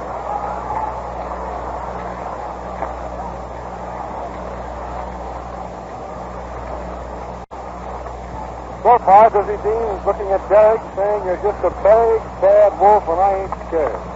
Here it is, 2-1. Strike 3, ball. That was a fastball right down the alley, so high, with plenty on it. That's all for the American Leaguers in the 7th inning. I want to mention this afternoon that His Honor Judge Landis is out here, as is Mrs. Landis, and many of the baseball owners throughout the American and National League. Charlie up for the old 7th inning stretch again, and here's Forrest Barnes. Come in, Forrest. Yes, Tom, all the Magnets are out and all the fans. The American League fans and the National League fans here in New York out to root and doing plenty of rooting and getting plenty to root about in this All-Star game which the National Broadcasting Company is bringing to you. The first half of 7th inning with the American League just retiring now to let the National Leaguers come in for their half of it. They started off that time with Gehrig at bat, went to 3-2, and he smacked one up to right field side. The second was out to second, up to Vaughn. Off swinging it down to Vaughn, and a very close decision there. Gehrig was out. Harder then came up. The count went to 1-2, and he swung hard, and 2 men were gone. Then Ben Chapman replaced Babe Ruth in right field. Ben Chapman came up to bat, leaned on that old apple hard, and smashed the leather way out to the bullpen in left field, 455-foot mark from the plate. Yes, sir, 455-foot mark out there for a 3-bagger. He wheeled his way into third and looked for a moment as if he wanted to try to tuck it into a homer. Gehrig came up and went out on called strike.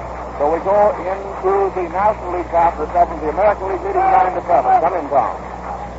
Mike Turner, third baseman of the Pittsburgh Pirates, is first up. A right-hand hitter with Del Harder in the box for the American Leaguers, and Nicky Cochran behind the bat. First pitch to High trainer. It's a called strike. Here we go. Swings at the foul. Strike two.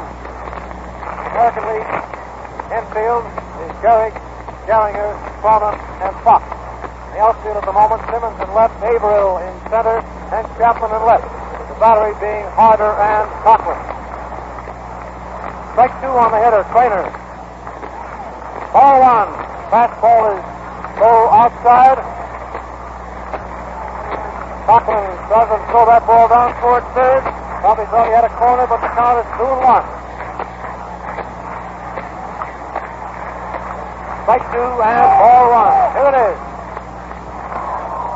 A tip foul gets away from Cochran, and the count remains strike two and ball one. High Trainer, first man up with the National League in the last half of the seventh inning.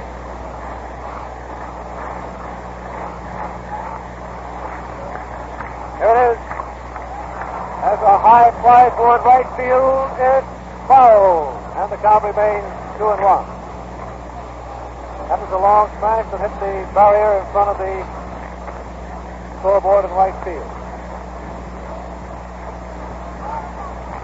High Trainer has a count of strike two and ball one, leading off for the National League in the last half of the seventh inning. The American League 9, the National League 7. The pitch. A ground ball down shortstop way. Deep short. Cronin has it. 10. He's out. A beautiful long throw from deep short by Joey Cronin. Gehrig stretching full length to snag that ball, and Trainer was out by a step. A pretty play by Joe Cronin. That was perhaps the outstanding infield play of the afternoon. Up to now, we say the outstanding outfield play was that catch of by Carly early in the game. Chuck Klein is up there. Chuck, hits him from the port side. He swings and misses. A skip foul with Cochran held. That was a very pretty picture to gaze upon. Chuck Klein, takes a fine swing. Ball. Third ball is low outside. Ball one and strike one.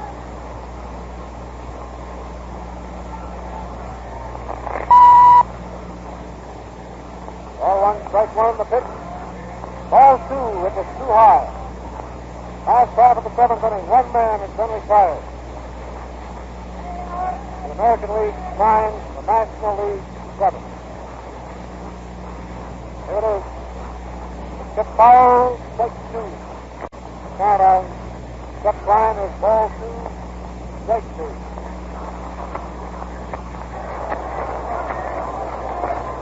Bellot hanging around home plate. Ball two and strike two, one out, nobody on, last half of the seventh. Mel Harder pitching, Cochran catching. Has a lazy hopper down, first Gehrig has it, Harder covers the man, hard Gehrig, gets away from Harder, and Klein is safe.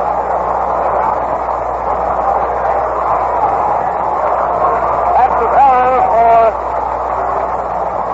on the throw. Gehrig is charged with the error.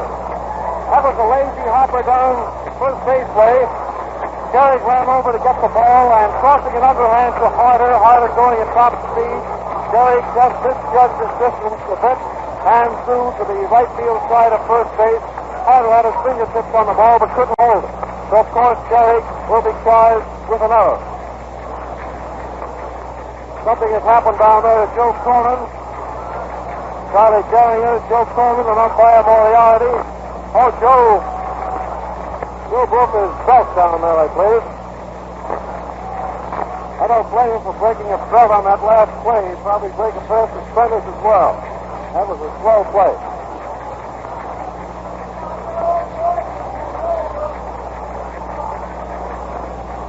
We had breakfast with Joe Cronin this morning, and we saw he was eating too much. But, well, anyway, Joe's ready to go, and we're ready to go with the last half of the seventh inning. One man out. Chuck Klein is on first. Bellot is up. The score 9-7. What do you think can happen? And seriously, the fans out here at the Polo Grounds in New York are well aware of it. Bellot is up there. Knocks the dust off his shoes, gets right in there close to the plate, and we're ready to go. He swings. It's a high bounder down short. Corner to Gallagher. Chuck Klein slides into Gehrig, and no further play could be made. Gehrig finally tossed the ball over to Gehrig, but it was useless. That was one of those real high bombers. It sounded about 20 feet in the air. Cronin came in fast, hit it over to Gehrig, getting Chuck Klein on a force play at second, and then Chuck slid hard into second base and upset Gehrig a little bit, just enough to make it impossible for a play. Paul Rayner is the next hitter. Paul, hits it left-handed. Now we have two men out. One out on first base. Ball one. Ball two. Full ball. Paul Rayner pulls away from the plate, and the count is 2-0. Last ball to the seventh inning. 2 out. One out on first base. Here it is. Very high fly. Gehrig is coming in halfway between first and home. He's under it and has it, retiring the National Leaguers in the seventh inning. At the end of the stretch inning, the score, American League 9 to National League 7. This game coming from the Polo Grounds and is being sent to you by the National Broadcasting Company. Come in for it. The National League half the seventh started off with Pat Trainer up to bat to face Mel Harder, the curveball artist. And Pat Trainer banged one out to deep short where Cronin took it and shot it to Gehrig. And Trainer was out at first on a very, very close decision, but a beautiful play by Cronin, taking that ball and shooting it over to Gehrig. Then Klein came to bat. Chuck Klein, the heavy hitter of the Cubs, and banged one hard down to Gehrig. Harder ran over to cover first. Gehrig tossed it underhanded to Harder. It just hit the tips of his fingers and bounded out, and Klein was safe on the error. Klein on first then with one out. Mellott coming up to bat, one on and one out. Mel smacked one down to Cronin. Cronin tossed to Gehringer, forcing out Klein. Gehringer shot it down to Gehrig, but off had beat the throw. So with one on and two out, with Wainer at bat, who hit a high fly which Gehrig came in and took, retiring the side. And here we go into the American League half of the eighth. Here's Tom. Come in. Jimmie Foxx, right-hand hitter, is first up with Dizzy Dean in the box. Lopez behind the bat. And Foxx takes a terrific cut at the first one and misses. Strike one. No changes as we start the eighth inning. Ball one, a fastball is too high. Carries on first. Billy Herman on second. Long, short. Trainer third. Ox in right field. Paul Rayner's in center. And Chuck Klein is in left. That's correct. There's a long smash high into left field. Chuck Klein is coming in. And Vaughn going out. And nobody is able to get near it. And Fox pulls up at second. Chuck Klein was playing over in deep left center field that time for Jimmie Foxx. And now he's looking up towards the sun. So evidently he lost the ball in the sun. Came over and tried to reach the ball with his outstretched left hand, but missed it by about a foot. It is justly scored as a two-base knock for Jimmie Foxx. Al Simmons, another right-hand batter, is up next. Oh, reliable Al Simmons. Here it is. Ball one.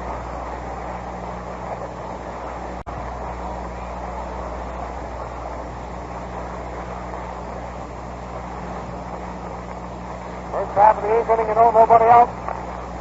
Fox on second. Ball two. Clean fastball. He's trying the outside corner on Al Simmons. Just barely missed with those two. There's the stretch. The pitch. The swing. It's a fly to short. Back and goes the stretch. The pitch. The swing. It's a fly to short left field. Vaughn going out fast. He's under it. And he makes a nice catch of it. Archie Vaughn goes rather deep into left field to make that catch. You know, with Fox and Simmons at bat, Bill Terry, who's the manager there at least, has Chuck Klein play over in deep left center field. That was almost another hit for the American Leaguers, but Archie Vaughn was able to travel back fast and put the ball over his shoulder in short left field. One man out. Joe Cronin is up there.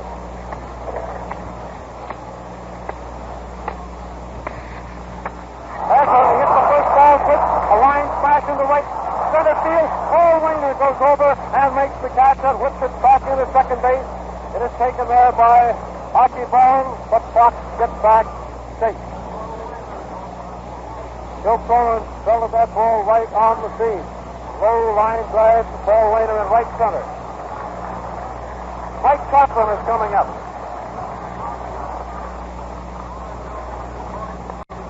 Being announced over the loudspeaker as the manager of the Detroit Tigers, Mike Cochran.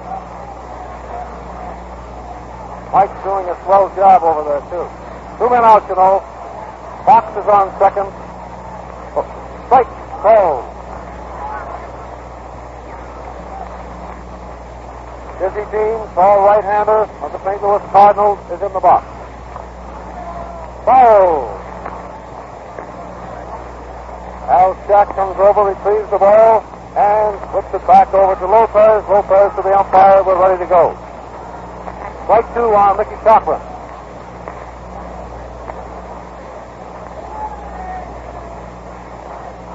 First half of the 8th inning, the American League 9, National League 7. 2 men out, Fox on second. Here it is. Ball 1. The battery started to walk toward the dugout. Strike 2 and ball 1. The battery attempted to call that one for Vic Owens. He wouldn't stand for it, however. Mickey Cochran is holding his bat down there by the knees on the inside of the plate, indicating that he thought it was low inside. Anyway, the count is strike 2 and ball 1. First half of the 8th inning, 2 men out. Dizzy Dean pitching and Lopez catching. Strike 2, ball 1. Dizzy Dean steps off the rubber. Fox goes back, touches second base. Dean then picks up the rosin bag. We're ready to go. We have a lot of canaries out here for the moment. Everybody whistling for some unknown reason. Well, they're all mocking Al Shack. Ball 2 inside. Al Shack, you know, 50% of that great comedy team of Al Talk and Shack. Oh, Al starts to whistle. Everybody seems to follow suit. Strike 2, ball 2. Mikey Cochran, the pitch. It's a ground ball, a lazy grounder down second. Cochran is in fast, it's close. A beautiful play, and Cochran is out at first, retiring the American Leaguers in the first half of the 8th inning. Come in for it. Well, it's now about 10 minutes past 4 o'clock, and this baseball game started at 1:30 Eastern Daylight Saving Time. And for the 2 hours and 40 minutes, it's been transpiring here in the Polo Grounds between the American League All-Stars and the National League All-Stars, and presented to you by the National Broadcasting Company. From the Polo Grounds here in New York, where we've just finished the first half of the 8th inning. The American League at bat. Fox came up and banged a high fly into left field, and Chuck Klein, who's been playing way out deep in left center, ran hard and fast, but couldn't quite get to it, and went for a 2-base hit for Fox. Simmons came up, and Vaughn backed out into left field and took a fly from Simmons almost in the same place on which Fox had gotten 2 bases. Then Cronin came up to bat with 1 on and 1 out, lined one hard into center field. Paul Wainer moved over very fast and speared it just as it threatened to go by him. So there were 2 men down and still 1 on. Cochran came up. Cochran banged a slow one just right down about 20 feet off second base. Herman came in fast, scooped it up on the fly, turned and wheeled it over to Terry, retiring the American League in the 8th. The score is American League 9, the National League 7, as we go into the National League half of the 8th inning with Bill Terry just coming up to bat. All right, Tom Manning, come in. The American League battery, you know, as we go into the last half of the 8th inning. Mel Harder of the Cleveland Indians is in the box. Mickey Cochran of the Detroit Tigers, the catcher and manager, is behind the bat. Infield is the same. Fox is at third, Cronin at short, Gehrig at second, and Gehrig at first. The outfield is Chapman in right, Averill center, Simmons in left. We're ready to go with Terry, left-handed hitter up. Pulls his bat down and hits the bunt, but pulls it back, and it's declared a strike. Harder's curveball catching the outside corner of the plate. Memphis Bill is up there, and here's the pitch. That's the ball. Another curveball. Down around Terry's feet, and the count is ball one and strike one. It's the last half of the eighth inning. The National Leaguers 2 runs behind, 9-7. Here it is. A ground ball through the box. Cronin over near the sack, takes it, boom, he's out. Another pretty play by Joe Cronin. That was a founder that got past Bell Harder, and Cronin dashed over close to the second base cushion, picked it up, and went out of position, whipped it over to Gehrig, and Terry was out on a fast play. Yep. Nobody on. Gone. Nobody on.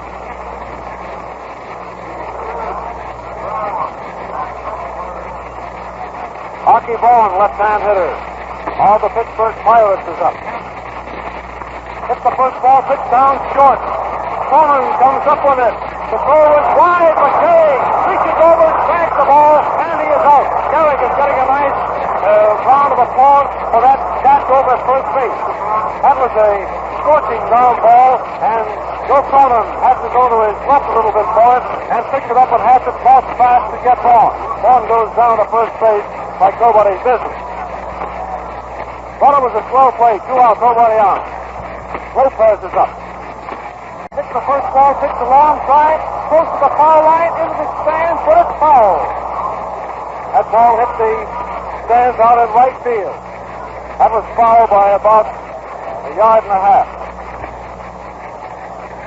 Strike one, Lopez had rounded first base and was on his way to second. But you can't run on foul balls. These umpires are right on their toes this afternoon. They've had some pretty hard-line decisions to make, particularly George Moriarty. George is over here at third and had a couple of close ones earlier in the game. Now he's over there at second, and he's had a couple of plenty close ones out there at second. The boys apparently are all satisfied with these boys in blue this afternoon are doing a sweet job out here. Lopez is back to the plate. He hits the next one. A high, lazy bounder down third. Fox to Gehrig. Lopez is out. At the end of the eighth inning. No runs, no hits, and no errors. At the end of 8 innings, the score of the American League 9, the National League 7. This game coming to you from the Polo Grounds in New York City is being presented by the National Broadcasting Company. Come in, Ford. Well, the junior circuit certainly made short work of the elder league in the 8th inning here. The National League came up with Bill Terry at bat, and he banged out one of his usual hard ones down to short, and Joe Cronin took it on the run, got it over to Gehrig, and he was out. A sweet shortstop, this man, Cronin. Then Vaughn came to bat, and Vaughn shot up, Corser down to deep short. Cronin got it right down between his ankles, picked it up, threw to first, and Gehrig then drew a terrific round of applause by keeping his left foot on the bag, bending out. He looked like almost 2 yards and winging that ball, that wide throw from Cronin, retiring Vaughn. And the crowd did show their appreciation of Lou Gehrig, as they usually do. There's not much gets past Lou at first if it's within shooting distance of Lou's glove. Then Lopez came to bat. Lopez banged one hard down between the shortstop and third. Third base about 18, or at least 6 to 8 yards. But Fox went over fast, took it, got it across on that long peg from third to first, retiring Lopez. So they went down in 1, 2, 3 order. Terry, Vaughn, and Lopez in the National League half of the 8th inning.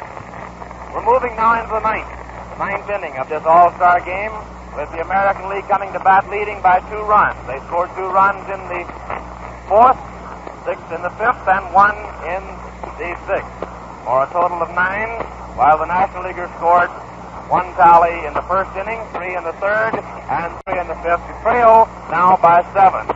9-7 is the score, with the American League coming up to bat here in the 9th inning. Here's Tom Manning to give it to you. Come in, Tom. One of the fine things of this ball game this afternoon, practically everybody out here has gotten into the ball game that was expected to on the side of the National League particularly. So far, Rick Farrell, Jimmy Dykes, Frank Higgins, and West haven't broken into the lineup of the American League.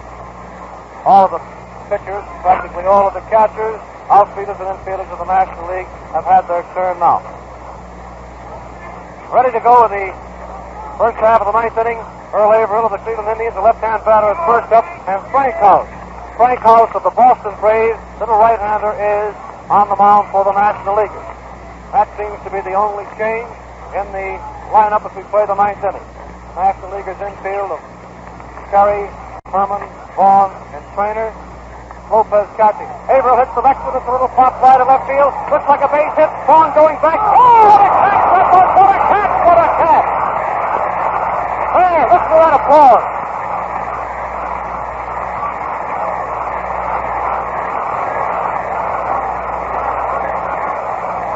There you are, radio friends. Absolutely the outstanding fielding play of this afternoon's game insofar as we're concerned, and I think that we'll have plenty to agree with it. Hockey Ball, the little shortstop of the Pittsburgh Pirates, left his position on that drooping liner, a bit of a Texas leaguer by Earl Averill, and went out and took that ball way out at the edge of the pavilion in the left field corner, right at the very fingertip. He kept right on going and ran until he ran into the barrier in the left field corner. That was a sweet catch by Archie Ball. Well, with ball players like this on the diamond, anything can happen. 1 out. Charlie Gehringer is up. And the count is ball 2. Frank House of the Boston Braves is pitching. Ball 3, another one low outside. 3-0 on Charlie Gehringer.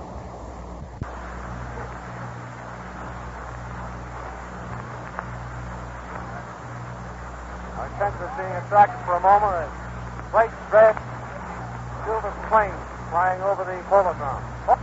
Gehringer walks.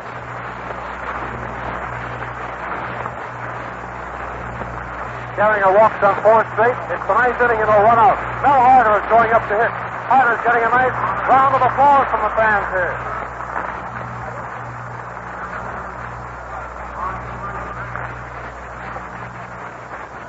Mel Harder, bats him right-handed.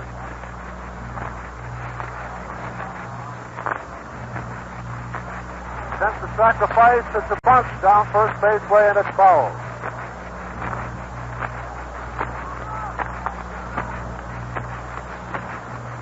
National Leaguers pick the ball up. Bill Terry picks it up and says, "Come on, fellas, up on your toes," and puts it around. Now Frank House has it again, and Harder is back in the box with a count strike 1. Charlie Gehringer has been on that base a lot this afternoon. Harder again attempts to bunt. It's a pop fly, and Lopez is under it and takes it.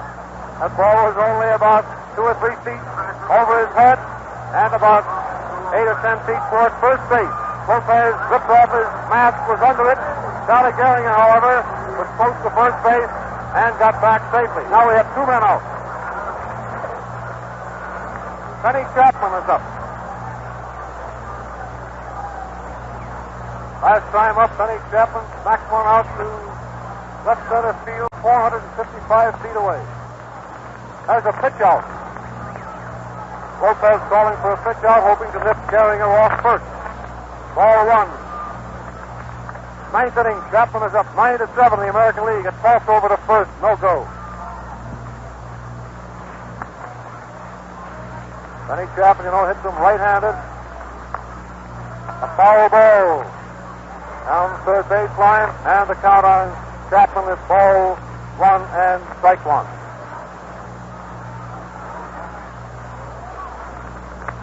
Lou Gehrig is up next.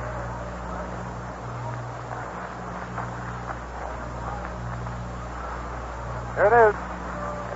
Ball 2. A fastball is high outside, and the count is ball 2 and strike 1.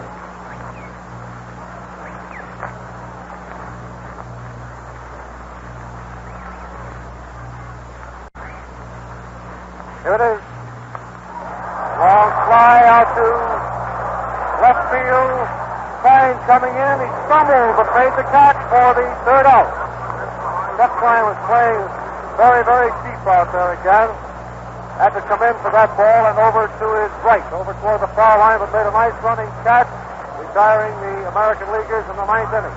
So the National Leaguers come to bat 2 runs behind in the 9th inning. Come in for it. Go into the last half of the 9th with the National League trailing by 2 runs. The American League half of the 9th started off with Frank House coming into the bat to pitch for the Nationals. Averill was the first man to face him.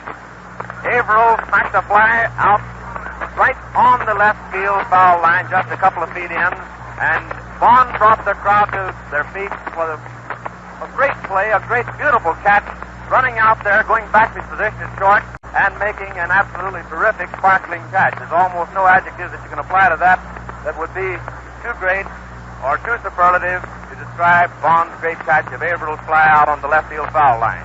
Gehringer that came up and then got 4 straight and walked. So there's one on base and one out with Mel Harder came up. Mel Harder came up and tried to bunt, banged it down the first baseline and rolled foul. So he came back to the base, picked up his bat, and again tried to pop it up just a few feet away from the home plate. Lopez ripped off his mask, ran out there under it, and took it for a nice catch, making 2 men gone in the American League half of the ninth. Chapman, then Ben Chapman came up, always a very dangerous man batting order. Keith McSaplod in the left field. Chuck Kline came in very fast, stumbled, bringing the arch of the fans in the mouth right before he took it, but did take it, retiring the Americans to the ninth. And here we go into the National League after the ninth, trailing by 2 runs. The Americans 9, the Nationals 7. Come in, Tom, man. Frankhouse, that's the right hand of his up, and he lays down a beautiful bunt. Cochran is out there. Close. He's out. He's out by not more than a foot. Look for the fans. Some of them are howling there. That was close. They're giving Cochran a nice hand on that play. Frankhouse dropped that bunt. Perfect. It rolled about 10 feet out toward the pitch. Cochran ripped that mask off, was out and picked that ball up and whipped it over to Gehrig. And Frankhouse, for a pitcher, was plenty fast in getting down there. Boy, that was close and a swell play to watch. 1 out.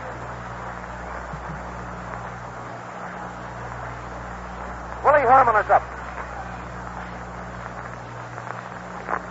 Willie, hits him right-handed. Harder is pitching. Cochran catching. Foul back. Strike 1.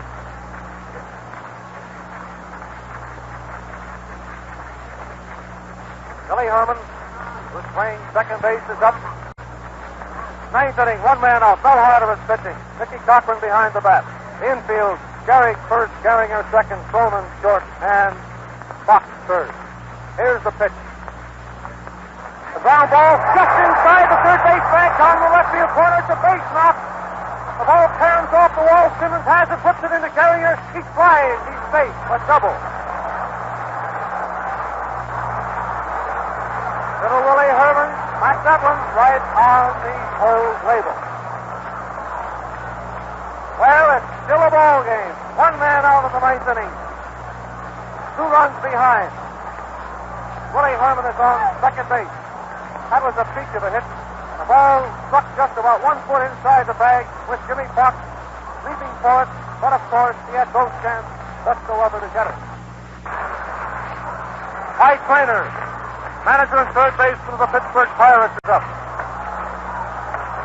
Ball 1. A fastball is high inside. The American League battery since the 5th inning is Mel Harder, Mickey Cochran. There's a long drive up in the stands, but it's foul. Ball 1 and strike 1. There was a smash up in the right field stand.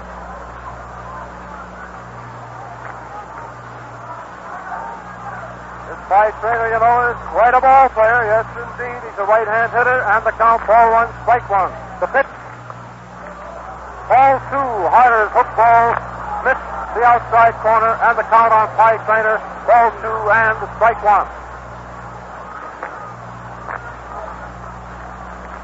Willie Herman, is on second base. 1 man out of the 9th inning, 2 runs behind. Harder's pitch, here it is. It's a strike call. That ball got away from Cochran, rolled about 4 feet away, and now the count on Pie Trainer is ball 2 and strike 2.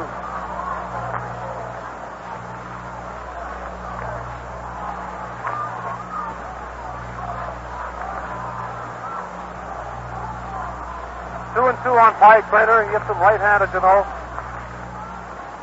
it is. He swings, and it's a drive to the outfield.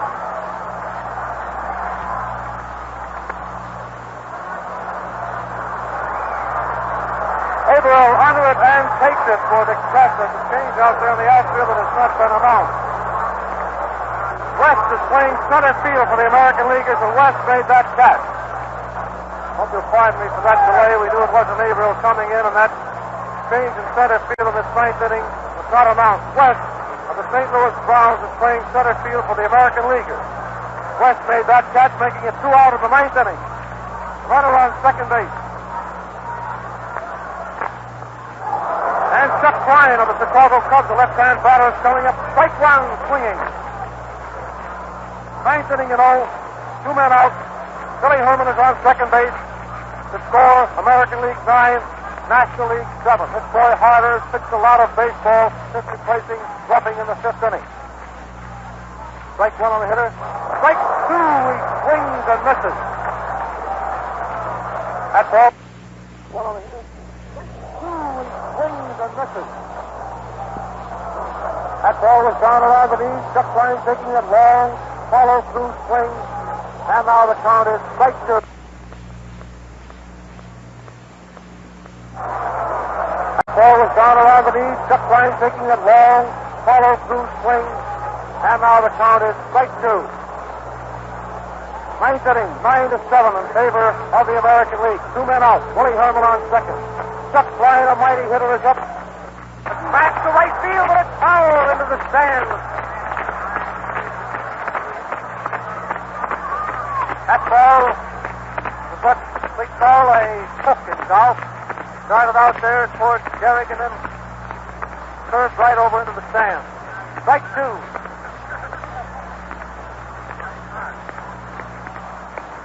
Last half of the ninth inning, the National League is 2 runs behind them. They have 1 run on the bag.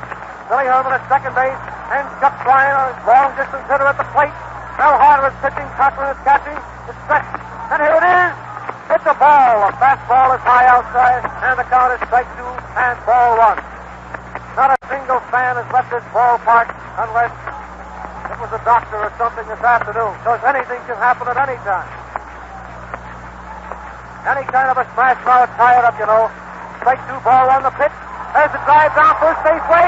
Gehrig fumbles the ball, crosses it to Harder. He is out of the close play, and the ball game is over in favor of the American League by a score of 9-7. This is Carl Manning saying good afternoon from the Polo Grounds in New York, and here's Graham McNamee. Come in, Graham. Thanks, Tom. There are so many features in this ball game that we won't try to go into them at all.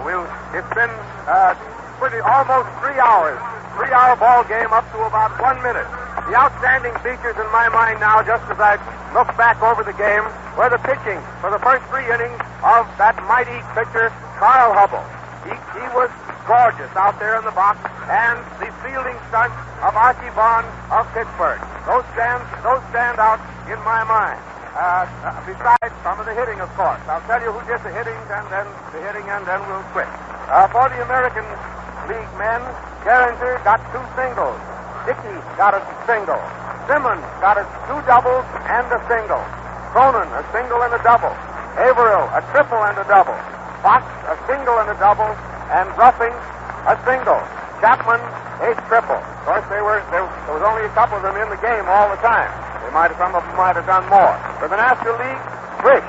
Frankie Frisch got a homer on the first ball pitch off Lefty Gomez. Gomez didn't go so well today as he has been going through his American League season.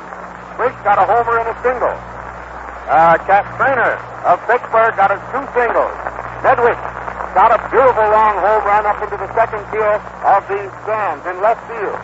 Terry got a single, Klein a single, and Willie Herman, who came into the game late, got a double.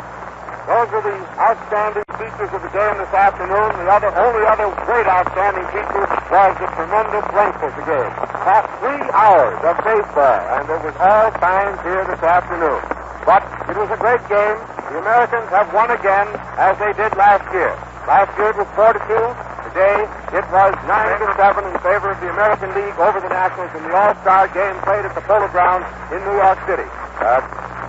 It's time to go now. The crowd is strewn out on the field, all getting to the exit, and so will we. This is Graham McNamee speaking, and we'll leave you now, and just by telling you that the report of this game has been given to you by Tom Manning on the play-by-play, and Ford Barnes between innings, and I've had the pleasure of being here too, and through the facilities of the National Broadcasting Company. Goodbye. to thank the makers of Ambrosia for relinquishing their broadcast period this afternoon in order that you might hear in its entirety the program just concluded.